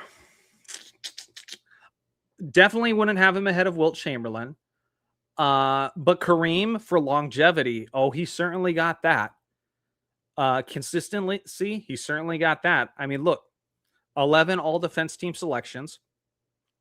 On the current all-time list, Hakeem Olajuwon is about 600 blocks ahead of him. But the first few years of Kareem's career were the years before they attract blocked shots. So if block shots had always been tracked, he'd actually be ahead of Hakeem Olajuwon. Now, if block shots have always been tracked, I don't think he's number one on time, because that would be probably Wilt Chamberlain by a mile. But he'd be ahead of Hakeem Olajuwon for sure. It just go average out those first few seasons, like what he probably got, even do it conservatively. He's still ahead of Hakeem. And so, great defensive player. I can't take him ahead of Wilt Chamberlain too. I mean, it's everything. It's eye test, it's numbers, it's word of mouth. Like, they have stories where he was shutting down Magic Johnson in his prime after Wilt Chamberlain. This was a pickup game where he'd been retired several years. Look up Larry Brown telling that story. Anyway, Wilt at 18 is disgusting. Michael Jordan, 15. My Jordanites. Arise. Rise up, my Jordanites. Honestly, 15. Like I said, Michael Jordan's in the conversation for the top 5 greatest defensive guards in all time. I gave you the list earlier, who my guys are. With that being said, there's a lot of other great defensive players beyond guards. Usually the guys who are celebrated the most for defense are typically the forwards and centers anyway. So I'm not going to freak out about MJ being 15. Honestly, there's certain guys MJ's ahead of that I wouldn't have ahead of him. I imagine there's certain guys that's going to be ahead of MJ that I wouldn't have ahead of MJ. But like Bobby Jones, I'd have him ahead of Michael Jordan. Wilt Chamberlain, I'd have him ahead of Michael Jordan. But we'll see. I bet there's some that I'm like, eh. To me, the highest you can get with MJ, I think one time I ranked the top 10 greatest defensive players in NBA history, and I had MJ 10. I don't even know if I'd do it again if MJ would be in my top 10. He might be a 11, 12, 13, something like that. So maybe he's just an honorable mention. But I don't have a problem with this range. Highest someone got was 4. I don't think I can go 4. There's too many great. And yeah, it's a certain advantage that big men have. I don't think I could go that high. No way. Let's see what some people are saying. Obviously, after MJ. Top 15 all time. That's 1 to 14. Better be Bill Russell, Bill Russell, Bill Russell, and Bill Russell, because he spits hot fire. But seriously, MJ here is indefensible. Cycling thinks that 15 is way too low. Top 12 easy. Another example of how nobody in the media can be consistent when ranking Kobe, only legend that will always get a negative jab interpretation of every aspect in his career. Are you cooler than Wilt Chamberlain? Bro, nobody's cooler than Wilt Chamberlain. Are you kidding me? Wilt Chamberlain was like the definition of cool. What are you talking about? I'm not even cool. Like, I'm just a dad. Okay. I'm just a dad and a husband. And I hope I do a decent job at that. Does somebody say Bill Russell? Gen Z made this list. Yeah, I think so for sure. All right, let's keep going. Michael Jordan is one of the only guys to have 200 steals and 100 blocks, 3 steals titles, 9 first team selections, DPOY. His speed, his ability to play passing lanes and block big men on help. Again, might be the greatest shot blocking 2 guard in NBA history. Dwayne Wade might have something to say about that, but rank him 1 or 2. I don't care. It's those 2. Beyond that, MJ won a Defensive Player of the Year quite convincingly while averaging 35 points per game on the other end of the court. Nowadays, you get so many guys making the excuse being like, well, if they exert themselves so much offensively, surely they can't play great defense. Well, somehow MJ did. Okay. And he did just fine. And go watch those games. I know they say they do more running nowadays. Pace is faster. Bro, they did a lot of running in the 80s. There was a lot of transition basketball in the 80s. And the way Michael Jordan played defense was like Ray Lewis in his prime. Seriously, like a middle linebacker just hanging out. Michael Jordan was a defensive hawk. And I talked about that in that video where I challenged Tom's Haberstrow's look at his 1988 DPOY season. I said, dude, even if the numbers are a little bit off, like when I look at this, I'm like, this is the greatest defensive shooting guard I've probably ever seen. Anyway, let's continue. The glove, Gary Payton, number 14. What do you think, chat? Need some feedback. Have we seen Scotty yet? No Scotty yet. No Scotty yet. Off the top of my head, we haven't seen Scotty. We haven't seen Ben Wallace. We haven't seen Tim Duncan. We haven't seen Bill Russell. There's some all-time greats we haven't seen yet. Again, I think the stuff that's going to majorly piss me off, I've already seen, which is Jerry West in the 60s, Dwayne Wade in the 60s, Kobe Bryant 42. Gary Payton, I mean, great defensive player. Michael Jordan says, I had no problems with the glove. Listen, we had the first 3 games where Gary Payton wasn't defending you in the 1996 NBA Finals, and we have the games afterwards, the 3 games after that. And the numbers looked a lot different when Gary Payton was defending you, who, by the way, was the Defensive Player of the Year that year and got 9 first-team selections. There wasn't any of those 9 years where they're like, he should be second team because he's the second best defensive point guard. Nope, they gave it to him all 9 times. All 9 times they considered him for all defense team, they gave it to him. Gary Payton, the glove, he was so good, man. Up in your face, and he'd let you hear about it, too. He wouldn't just play great defense, he'd get in your head, too. GP was nice. And I haven't even talked about his offensive game, but that's not the point. MJ's just being a petty princess. Kinda. Yeah. I mean, it was his documentary. Of course he's going to do that. Oh, Lord, give me strength. Says right. All right, let's keep it moving. 13, Dwight Howard. No. I like Dwight. I thought he should have been top 75 greatest players of all time based on his accolades, based on how good he was in his prime. But this is a too far of a dramatic swing in the other direction. No way he's ahead of Bobby Jones. If you told people who lived in Wilt Chamberlain's era that they have Dwight Howard ranked 5 spots ahead of Wilt Chamberlain, they'd probably laugh in your face. But Dwight Howard was an awesome defensive player. His athleticism was so freakish immediately coming into the NBA that we took it for granted. He was just almost like a bigger, tankier LeBron in the way he was just so athletic. Like, obviously a little bit slower, but and obviously didn't have as many skills as LeBron, but you get what I'm saying. He's like the bulk version of that super athlete that can just leap out of the room. So yeah, don't make me hate on Dwight, but 13 is too high. It's too high. Kawhi Leonard 12. No. Absolutely not. I think Kawhi Leonard peaked early as an all-time great defensive player, and by the time, honestly, a little bit before he got to Toronto, he just hasn't been giving the same effort on defense for a long time. Um, I'm not saying he is an all-time great. He absolutely is.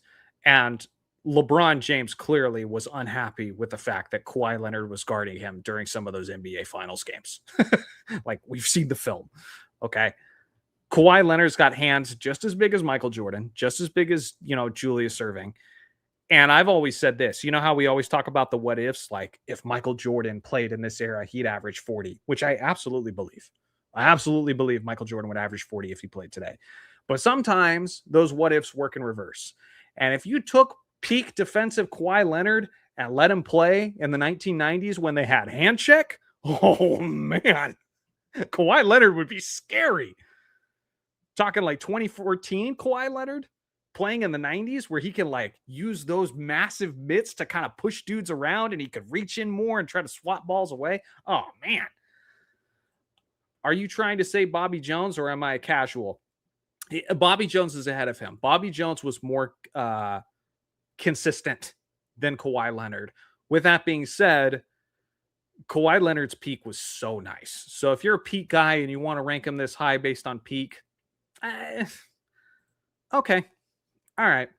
But he hasn't been that guy for a while now. Too high for sure. Kawhi, as always, hard to rank. Agreed. Let's keep it moving. Somebody went as high as 8. It's doing that drop down crap again. David Robinson, number 11. I'm happy to see him ranked this high. He definitely deserves to be ranked this high. Look at that, guys. I think that's the highest we've seen so far. He finished top 10 in the DPOY 9 times. 9 times. Here's the other thing that people don't talk about. People really downplay David Robinson's impact for that San Antonio Spurs team that won the championship in 1999. Who finished higher that year in DPOY? David Robinson or Tim Duncan? You'd think Tim Duncan, the way they talk about Duncan. It was young Duncan. Nope. It's David Robinson. David Robinson made 8 all-defense teams. He had years where he was hovering around 5 blocks per game. Okay, he was getting close. Like, this dude was so good. On top of that, throughout the 1990s, every single year in that Western Conference, they were 50 or 60 wins year after year after year. And it wasn't until Tim Duncan came around that he was playing with like another great all-time great. Sure, he had some guys.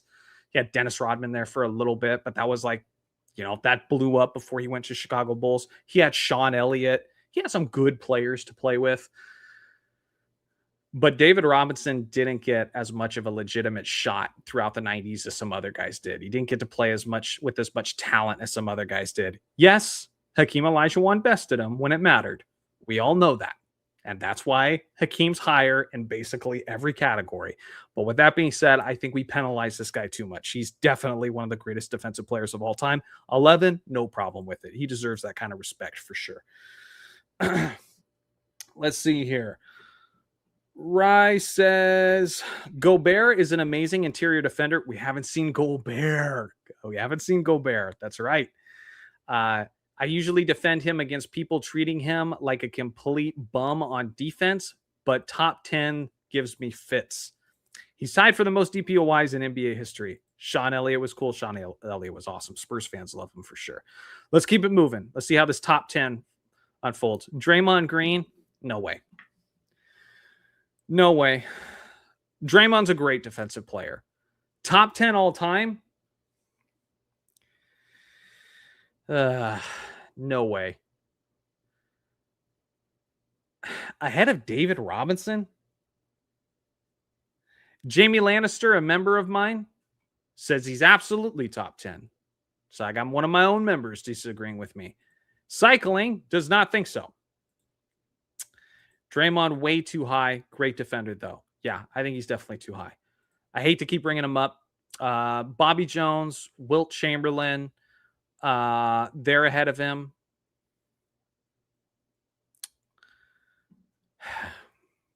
How much do you value what Kobe did on the Olympic team? Should that even count?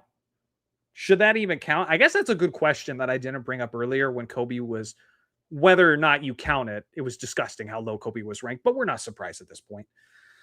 Draymond's a great defensive player, but like he's not ahead of Wilt Chamberlain, David Robinson, and Bobby Jones, the Secretary of Defense. Even Nate Thurmond. I don't think I'd have him ahead of Nate Thurmond either.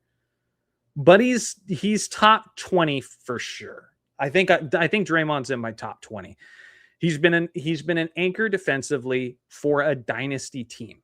Okay. On top of that, he's made 9 all defense team selections. And I just talked about how David Robinson made it in the top 10 9 times. So did Draymond Green. So you want to talk about longevity and consistency? He's got that too. Okay. He's kind of like Dennis Rodman in the sense that, calm down, I'm not saying they're the same stylistically because they're not.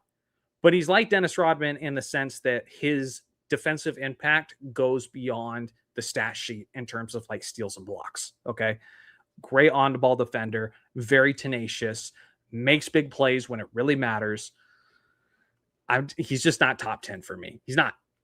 And that's not a slight. That's not a diss. It's just that I just think there's some guys who just stood out to a greater extent. Rudy Gobert, number 9. So this is going to be one of the major controversial ones. Unfortunately, it's always controversial with Rudy. I think Rudy's kind of like the modern day Alonzo Mourning in the sense that he has a lot of unfortunate highlights that make him look bad. The Steph Curry burning him on the perimeter, Luka Doncic hitting that 3-point shot, buzzer beater over his face and just jawing at him. Like he has a lot like that just, if you just focus on the highlights or lowlights in his case, you can jump to some wild conclusions. But this guy is so insanely impactful. My members on our member streams have heard me talking time and time again that if there's one player, I like Walker Kessler, but if there was one player that I could have picked to be our lob threat rim protector, it would have been this guy. I would have taken him to play with Luka, which would have been hilarious because they hate each other. But I think Rudy Gobert's an all-time great defensive player. I don't think he's 9 spots ahead of Wilt Chamberlain. I definitely don't think that. They don't talk about Wilt Chamberlain the way they talk, or they don't talk about Rudy Gobert the way they talk about Wilt Chamberlain. That's for sure. Rye says he has the accolades. He is impressive inside and definitely should be ranked on this list. He's not in top 10. No way at all. I'll take Dwight above him. That's a good debate. I think Dwight has peak. But at this point, Rudy's been doing it for so long now. He's got the more consistent longevity, personally. Let's keep it moving. Number 8, Scottie Pippen. Scottie Pippen can be a tough one to rank. Like I said, he did average a lot of steals for a small forward. But his defensive impacts, like I've been saying, goes beyond the stat sheet. He didn't defend Magic Johnson during the entire 1991 NBA Finals. A lot of that was Michael. But there were times where they were like, Scotty, we need you to do something with Magic. And he rose to the occasion and he did a good job. Okay. Scottie Pippen can defend many different positions. Okay. He's lean muscle, 9 top 10 DPOY finishes, a total of 10 all defense team selections. Honestly, you could argue who's a better defensive player, him or Michael Jordan. To me, it's like, it's just about what you care about more.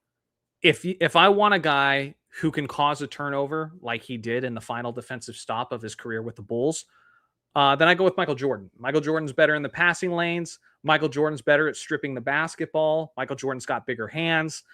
Michael Jordan is more athletic. He's a better shot blocker. Michael Jordan tended to be more of a gambler on defense. So he'd go for the home run on defense, whether it was a big block, jump the passing lane, but now he just, left his defender. So maybe every once in a while he gets burned on that. Scotty's different in the sense that just stay in front of this guy. Just hound this dude and stay in front of him. To me, I could go either way. I know. I know. I said the thing. I didn't even realize it when I said it. But yeah, you could go either way for me. They're just different. Somebody voted him 3rd. Whew. Dennis Rodman, number 7. I could even argue you could even argue Dennis Rodman higher if you wanted to. Dennis Rodman, to me, I've said this before, I think he's the most versatile defender in NBA history in terms of he's defended some of the greatest players at every position and done a great job. Literally. Dennis Rodman, when he was with the Pistons, did a great job defending Magic Johnson when they were in the NBA Finals, and even just to some of the regular season matchups. Dennis Rodman, when he was with the Pistons, sometimes would defend Michael Jordan, and he'd do a pretty damn good job. Dennis Rodman, when he was with the Pistons, he'd do a pretty good job guarding Larry Bird on some occasions. Then he goes to the Chicago Bulls. He slows down a little bit, but he bulks up. Now he's guarding Karl Malone and Charles Barkley, and he's giving them fits. And then, those of you who are watching in the 90s, you'll remember this, who did a really good job defending Shaquille O'Neal on the Orlando Magic? Dennis Rodman. Okay. So Dennis Rodman had showcased, and I'm not just talking about like LeBron guarding Pau Gasol for like 3 possessions, and now it's like he could guard 1 through 5. No, for long, consistent periods of time, Dennis Rodman was successfully guarding the best players ever at each position. Okay, not literally just the best of the best, maybe number 1 in each area, but like top 3, top 4 at each position consistently was doing a great job with them. Yeah, Dennis Rodman, I could sing his praises about his defense forever. Him, Jordan, and Pippen, you might think, oh, they're all super high. That's just the clutch addenda. No, I don't think so. If you ask me why the 95 to 96 Bulls are the greatest team of all time, I'm going to say, yeah, they had the greatest player of all time, Michael Jordan. Yeah, they arguably had the greatest coach of all time in Phil Jackson. But you know what they also had? They had 3 first-team all-defenders on that team simultaneously, in Pippen, Jordan, and Rodman. They're all that good, okay? They all deserve the respect defensively. You don't just get 72 and 10 just because you have the greatest ever. It takes a really good team, and they had a really good team. Number 6, nobody's talked about him. No, not in my house. The Cookie Monster, Dikembe Mutombo. Mutombo is tied 4th all-time. Sorry, not 4th all-time. 1st all-time with 4 Defensive Player of the Year awards. Yeah, no. I don't think he dislikes the ranking. He's saying, no, not in my house. Rest in peace to Dikembe. Absolutely. Great defensive player, even better human. I love Mutombo, man, and I don't have a problem with him being ranked this high. None. You could even argue he's top 5, and I don't think I'd rank him top 5, but I'd be like, listen, I got no problem with it. He was huge in several different situations. First off, with the Denver Nuggets, when they had that iconic comeback where they fell behind to the first-seeded Seattle Supersonics and came back to beat them. They fell behind in the series. What was it? Like, it was like a best-of-5 series, and they were down 0-2, and they came back. It was I think it was the first time that an 8th seed beat a first seed. And so it was very iconic for that reason. And in that next series against the Utah Jazz, nobody ever talks about this. In the very next series, the Nuggets move on to face John Stockton and Karl Malone in the Utah Jazz. They fall behind in that series 3-0, and they come back to push a Game 7. And Mutombo in that series, he averaged damn near 6 blocks. Mutombo was nice, okay? Defensive player, he was nice. Now, he went for everything, just like Alonzo Mourning did, which is why Michael Jordan's got that highlight where he dunked on him and he shakes the finger back in his face. But guess what? Michael Jordan got blocked a lot trying to dunk on Mutombo, too. Mutombo was nice. Number 6, no problems with that. Somebody had him number 2. I got a problem with that. I don't have him number 2. No way. But top 6, I'm okay with that. Ben Wallace. Big Ben Wallace, one of the strongest players in NBA history. great rebounder, great shot blocker. His face is all covered because the stupid drop down thing keeps happening. Best defensive player on arguably the greatest defensive team in the history of the league, the 2004 Detroit Pistons. Arguably. They shut down our super team Lakers, that's for sure. That had 4 Hall of Famers on it. Yeah, what more needs to be said about this guy? I could go on, but you guys know. Ben Wallace, no problems with it. He nearly won 5 straight DPOYs. The 1 year Ron Artest broke through, he got first overall. Ben Wallace got second. So he was this close to getting 5 straight. That's crazy. Think about that defense. That's the way people talk about Wemby, like he's going to dominate DPOY. Ben Wallace did it. Like he legitimately did it.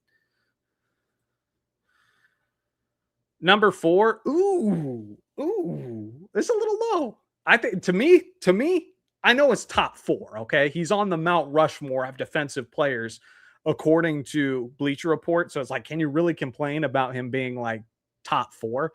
But to me, he's top 2. Okay. I got Bill Russell and then I got Hakeem Olajuwon as the 2 best defensive players in NBA history.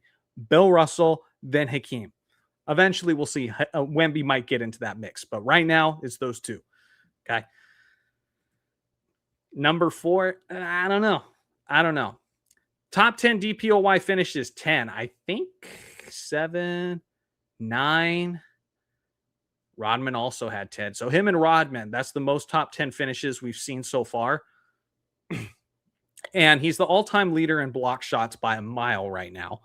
Okay. Not only that, but he was a pretty good chase down blocker as well. On top of that, you think of the most iconic block shot in Hakeem Olajuwon's career. What do you think that is?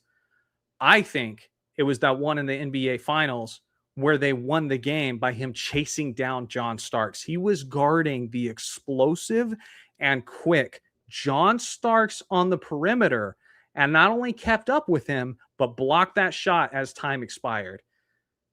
I'm not saying I ideally put Hakeem Olajuwon on a point guard, but if you want to take a guy who's going to guard all 5 and just win you a one-on-one tournament, listen, if you take a one-on-one tournament and you put every player against each other in the history of the league, Hakeem might be taking the whole thing, okay? He genuinely might. Kevin Garnett, number 3. I love KG. You guys know I love KG. Too high for a lot of people. I'm not putting him ahead of Hakeem Olajuwon. I'm not. Please report, get back in your clown car. KG is tied with Kobe for the second most defensive team selections in NBA history. He's got 12. And as of right now, he's got the most top 10 finishes that we've seen as well. He had 11. So consistency, longevity, he's got that. He was obviously played for the Minnesota Timberwolves, which, fun fact, if you guys don't know this, based on win to loss ratio, the Minnesota Timberwolves are the most losing franchise in NBA history. They have the worst win percentage out of any franchise currently in the NBA. That's the team he was playing for. When he joined them, they were recently an expansion team, and the best guys he had to play with was Sam Cassell for a little bit, Wally Zerbiak, Terrell Brandon for a little bit. It was nothing crazy. Tim Duncan, he's got David Robinson. He's got Tony Parker. He's got Bruce Bowen. He's got Manu Ginobili. So KG doesn't have all that help. Then what happens? He goes and he plays with a real team, the Boston Celtics, and immediately he wins the NBA championship. And he is the defensive player of the year. KG's great. I don't have him ahead of Hakeem, but I will sing his praises for sure. He is an all-time great defensive player. I'm very okay with him top 10. Probably okay with him top 7. I can't say 3. 3 is a little much. Jacob, thank you for the 99 cents. I appreciate you, man. Every little bit helps supporting the channel. So thank you so much. Me and my family greatly appreciate it. And then another one down here. Great stream. I appreciate it. Thank you. Mike has bad knees. I'll be praying for your knees, brother. But thank you, Mike, for the $5. I'm glad you enjoyed the stream so far. We still got a couple more to look at, and then a couple more things to talk about. Kobe is number 11. Pfft, I wish that would be too high. I do think Kobe at 11 would too high, but it's a lot better than 42. 40 freaking 2. Way too low. Way too low. All right, so let's keep going. Get to the top 2. Tim Duncan. They did say that longevity matters. So from that standpoint, it's hard to argue with this. He never won a defensive player of the year. You can even argue during his prime, I mean, at least based on the voting, he wasn't even considered the best defensive player on the team, because I just told you guys, for 3 straight years, Bruce Bowen was second in DPOY. But with that being said, he's got 15 all-defense team selections. The closest player has 3 less than him. In terms of like defensive longevity, he's got that over Kobe for sure. I always concede that. Now, some people might say that's easier for a big who doesn't have to exert themselves running around the perimeter all the time. Yeah, sure. But I'm still giving him his respect for it. 15 all-defense teams is 15 all-defense teams, okay? Not to mention, like, how much did it lead to winning? Tim Duncan was in his mid to late 30s, and he was still an anchor for a team that was expected to win a championship. He came into the NBA immediately in 1998, was an MVP candidate. By his second year, he's winning a championship as one of the best defensive players in the league. So consistency, can't hate on it. Again, for me, 1 and 2, I hate to spoil my list because I might be updating my list, but who cares? I got you guys right here, right now. I would probably go number 1, Bill Russell. Number 2, Hakeem Olajuwon. Number 3, like Dennis Rodman and Ben Wallace are coming up. And then Tim Duncan's probably like 5 or something like that. Bobby Jones is going to be somewhere in there. But I got to give Duncan his love. Listen, I'm a Kobe guy, but I love Duncan. You can't not appreciate Duncan. Number 1, Trae Young for his lockdown defense on Ben Simmons. Joe's around. Thank you for the $5. And yes, Trae. Trae is coming. Let's see. So Tim Duncan, number 2. Again, never won a DPOY, but again, it's a popularity contest. The guys who win. The guy was among the best anchors defensively for a very, very long time and clearly won a lot of championships doing it. So I'm not going to hate on this personally.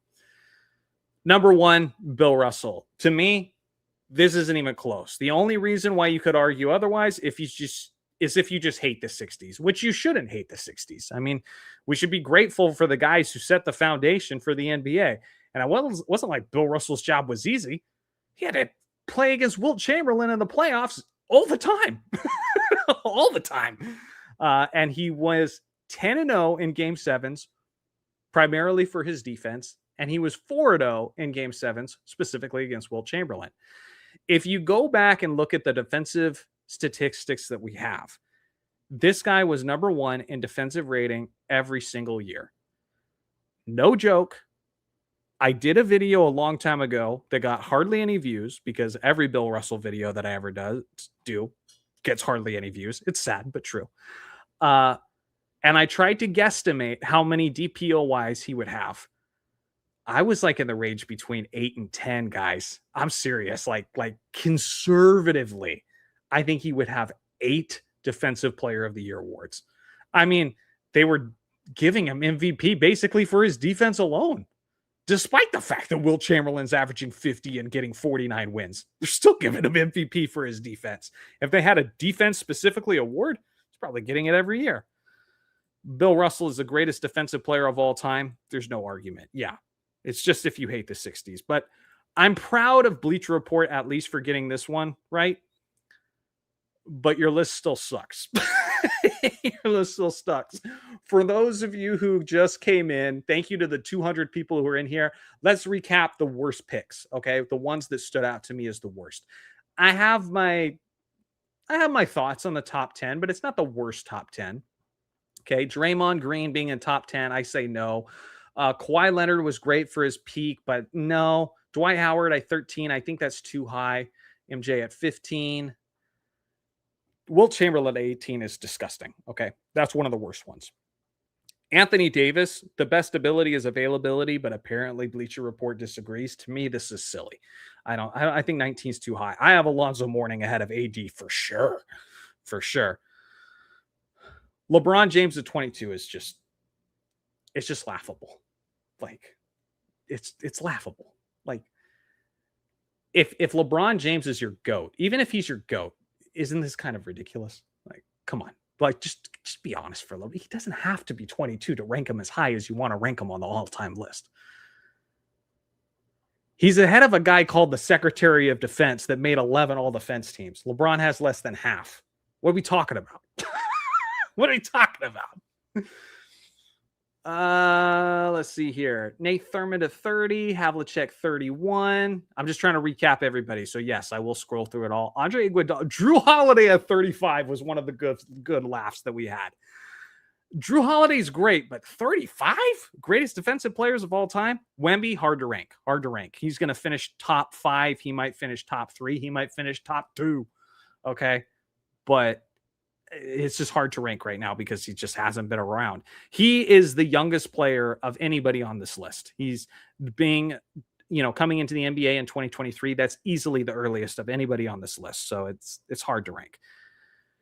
Bam, 38, Kirilenko, Frazier, Noah. This one is disgusting. Again, second most all defense team selections in NBA history. We saw what he did for Team USA. He got top 10 DPOY 6 times. And just go look at what he did. Just go research a little bit. Look up some numbers. Even in the comeback against the Portland Trailblazers in 2000. And that alone, you're going to see Kobe blocking shots and shutting guys down. If winning 12 all-defense team selections and doing it when it matters in the postseason time and time again, and it wins you 5 championships, doesn't get you beyond 42, then I don't know what does. Tyson Chandler, Joe Dumars, Dennis Johnson and Joe Dumars being right next to each other, regardless of what place they're in. That just feels right because they're both like similar greats from the same era. Marcus Saul, Sean Marion, 49 is too high. Marion's great, but ahead of some of the guys he's ahead of. Like I have Tayshaun Prince ahead of him. Marcus Smart's too high.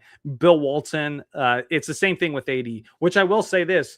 Why is AD 19 if Bill Walton's 56? Like, be at least a little consistent. They're kind of the same thing in that availability standpoint. These are where we get to the worst ones, though, coming up. Manute Bol, Rajon Rondo, 62. Horace Grant, 63. That's comical. Horace Grant isn't top 100. He was solid. A good post defender. He was a part of that iconic defensive stop against the Knicks where it was like, Smith stopped again. Like, look it up if you haven't seen it. Like, look up Jordan Pippen Grant stop on the Knicks. It's amazing defensive highlight. But come on, man. Top 63.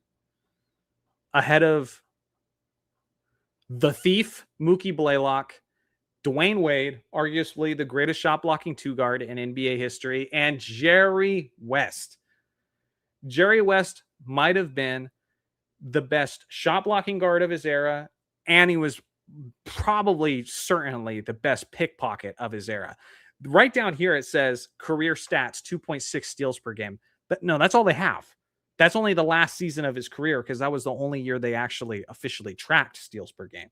So in the final year of his career, he averaged 2.6. Okay. To give you some perspective on that, let me look it up real quick. Chris Paul, at his very peak, at the age of 23, averaged 2.8. And in Chris Paul's final season, he averaged 0.7. That's what a drop-off looks like when you play in your final season. And this was Jerry West's final season, 2.6. Okay. There were probably some seasons where he's averaging 4 to 5 steals per game. Okay. On top of being a great shot blocking 2-guard, on top of having 5 all defense team selections, which that honor only existed when he was already in his 30s. So he should have 13 of those probably around that. This to me is absolutely 100% unequivocally the worst ranking on the list. If you ask me, this is the worst, period. Period. I'd be interested to hear who you guys think is the worst one. Yeah, and 0.7 blocks in his final year is really strong too. Exactly. It's not even like a diss. It's just saying, like, if that's what Chris Paul did. So anyway, Scap will definitely make a video of this. Yeah, I think he's just going to really focus on Kobe, but I'm hoping he touches on some of these other guys, because Jerry West and Wilt Chamberlain would be the guys I go to bat for sure. Free Jerry West. Yeah, they did West dirty. 100%. To me, he's one of the top 5 greatest defensive guards in NBA history. You ask anybody who knows their NBA history, like the guy who runs the Wilt Chamberlain archive, that 70s fan, there's some really good like hoops history channels out there. They'll tell you this guy was great. And anybody who played there too. Was Mikan not on the list? Mikan was not on the list. I don't think there was a single 50s player on the list, which, to be fair, there's so little footage. If eye test matters, unfortunately, they almost all get kind of a 0, because there's just like in that specific category, because you just can't see much of the 50s, you know? Zigzag, another member. Good to see you as always, man. Well, anyway, this was fun. I hope you guys enjoyed this stream. I mean, it was kind of fun. It was also just kind of miserable. I guess I'll finish out the list. 69, Buck Williams. Great defensive player. Larry Bird at 70. Bird is always a controversial defensive player. There's a lot of people that think he didn't play great defense, which is just not true. Like, sure, he wasn't the fastest and he wasn't the greatest leaper, but he was a pretty nimble guy who always played at hustle and heart, who was 6'9", who was defensive leader of one of the best defensive teams in the league, and he had really quick hands, was usually among the league leaders in steals per game. Consider this. Larry Bird had a game, I think it was 1983 against the Utah Jazz. It was either 83 or 84, where he was 1 steal shy of a quadruple double, but because they were beating the Jazz by like 30 points, he didn't even play in the fourth quarter. Now, I still believe the most steals in a single game is Kendall Gill with 11. Bird was this close. All he had to do was playing the fourth quarter to being the NBA record holder for the most steals in a single game. And people act like this dude just never played defense. It's like, that's what the Celtics were known for, was their incredible defense. Dennis Rodman never averaged 1 steal per game. It was that on-ball defense, baby. That's what he celebrated for. A lot of it goes beyond the stat sheet. Bird is underrated defensively, but I don't know about top 100. Yeah, there's been I kind of feel you too. Like, I wouldn't go top 70. I can see like 100 to 80, but there's been so many great defensive players on this list. Some of them are not even mentioned. I could mention some guys that like could have been on here, but just weren't talked about. Like Dunn, who played for the Denver Nuggets. TR Dunn. He was great in the 1980s. Let me just think for a little bit. Dave DeBusschere was on here, wasn't he? The 60s Celtics had some really good defensive players that could have been on here. I don't know. I have to think about it a little bit more. I'm trying to think of who was the most disrespected for not being on the list. I don't know. Yep, on-ball defense.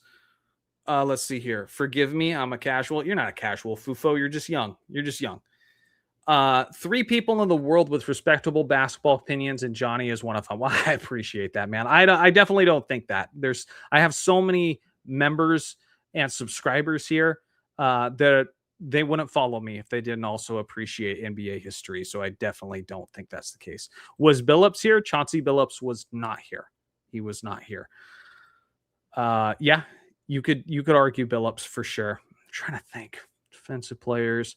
Let's go look, actually. Let's finish this list, and then we're going to go look at the Defensive Player of the Year awards throughout the years. So Shaq, 71, that's high for me.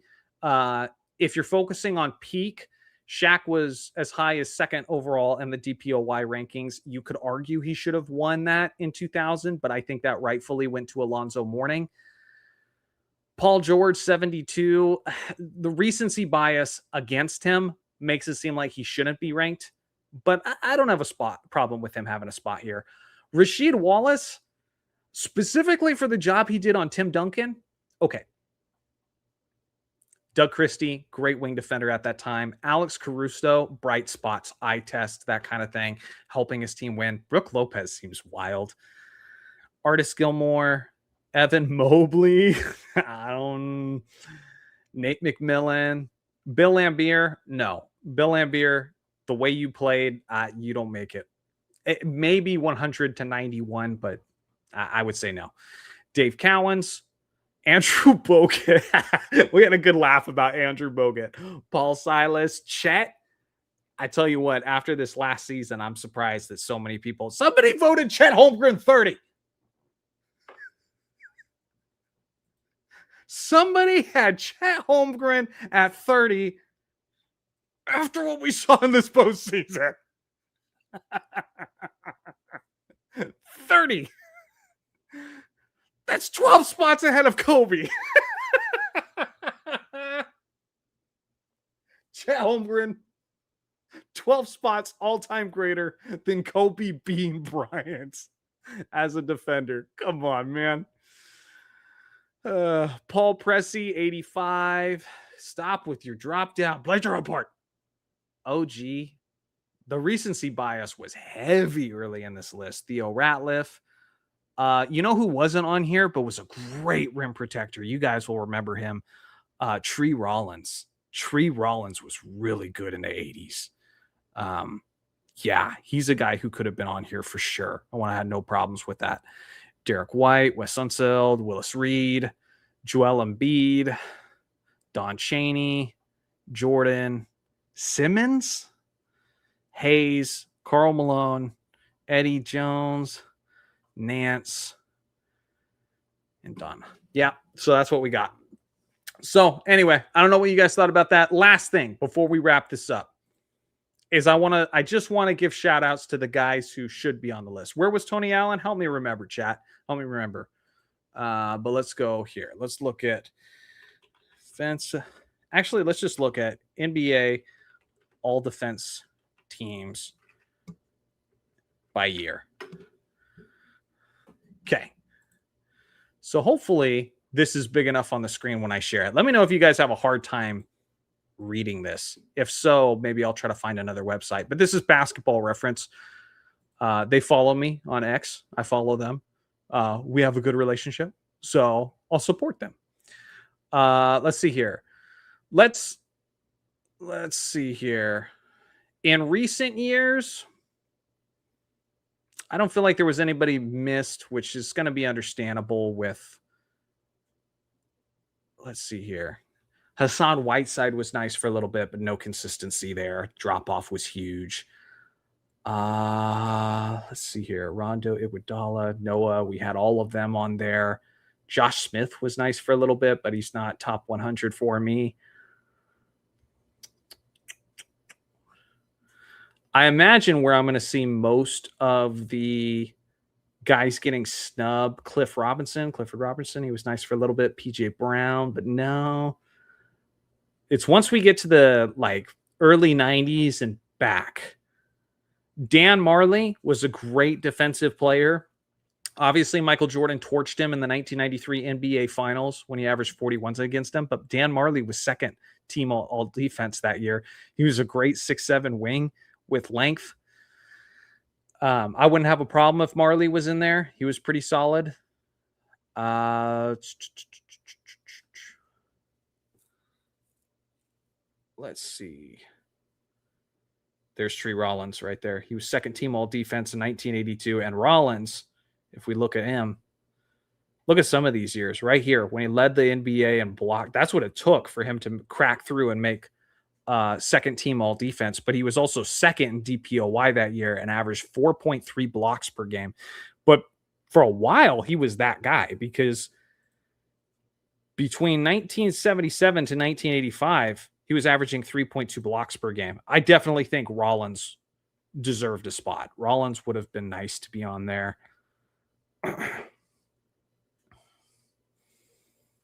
Lionel Hollins. I can't remember if he was on the list, but he could have been. Honestly, there's not there's not so many omissions of guys they left off. Jerry West was the worst oversight. Bob Love was pretty good. Yeah, I expected to see more egregious omissions, but I'm honestly not too upset about the omissions. Just where some of the guys were ranked. Delhi, Matthew Dellavedova. Yeah, just for that one run specifically in 2015, he's that guy, the one who played till 42. What you talking about? Several guys played till 42. You talking about like Kevin Willis, Robert Parrish? Who we talking about? Who we talking about? Wait, that's the what's that Celtic called again? Are we talking about Delhi? Parrish, yes. Robert Parrish was great. Part of that big three for the Celtics. Yeah, Robert Parrish was awesome. He could have been on there for sure. Yeah, that is kind of a bad omission, especially some of the guys who've been on there. Like, would you rather? I know Ben Simmons was nice for a little bit. He was pretty good. But would you rather have like the entire career of Ben Simmons or Robert Parrish? Like, as just defense, just defense. Give me Robert Parrish, man. What are we doing? Like, what are we doing? I'm sorry. What I try to ignore him, dude. I try to ignore him. All right, guys. So this has been a really fun stream. Johnny, who's better on defense, Bill Russell or a silverback gorilla? It'd be disrespectful not to say Bill Russell. He wants it more. With that being said, I do member streams. I aim to do them about 3 times a week. So we do this a lot. We hang out members, and members have helped keep this channel afloat. Some things changed in the YouTube algorithm. They hit me and my family hard. And so I didn't want to start memberships. I never wanted to. I didn't want to do more work than I already do. But I did it to keep the ship afloat. And so now we're doing it. Now I'm trying to give them content that's worth it. So if you're interested in more frequent streams, come hang out with us. Consider being a member. And even if you just did it for a month, you get a month's worth of having fun with us. Otherwise, I'm going to try to do this about once a month, just for the channel as a whole. And I think it'll be some good fun. And so, yeah, it doesn't matter if you're a member, if you're a viewer, you clicked on this video, you commented, you hung out. Thank you so much. I appreciate you. Thank you for helping me keep this channel afloat. Me and my family seriously appreciate it. So I hope you all have a wonderful, blessed evening. And yeah, that was a terrible list. That was really bad. That might have been the worst list they've ever made. And that's saying something.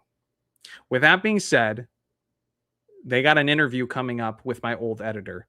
You should hire that guy, because unlike most of the people you have working at Bleacher Report, he actually knows NBA history. He would help your team. All right, viewers, y'all have a wonderful night. Peace out. I'll see you guys again soon.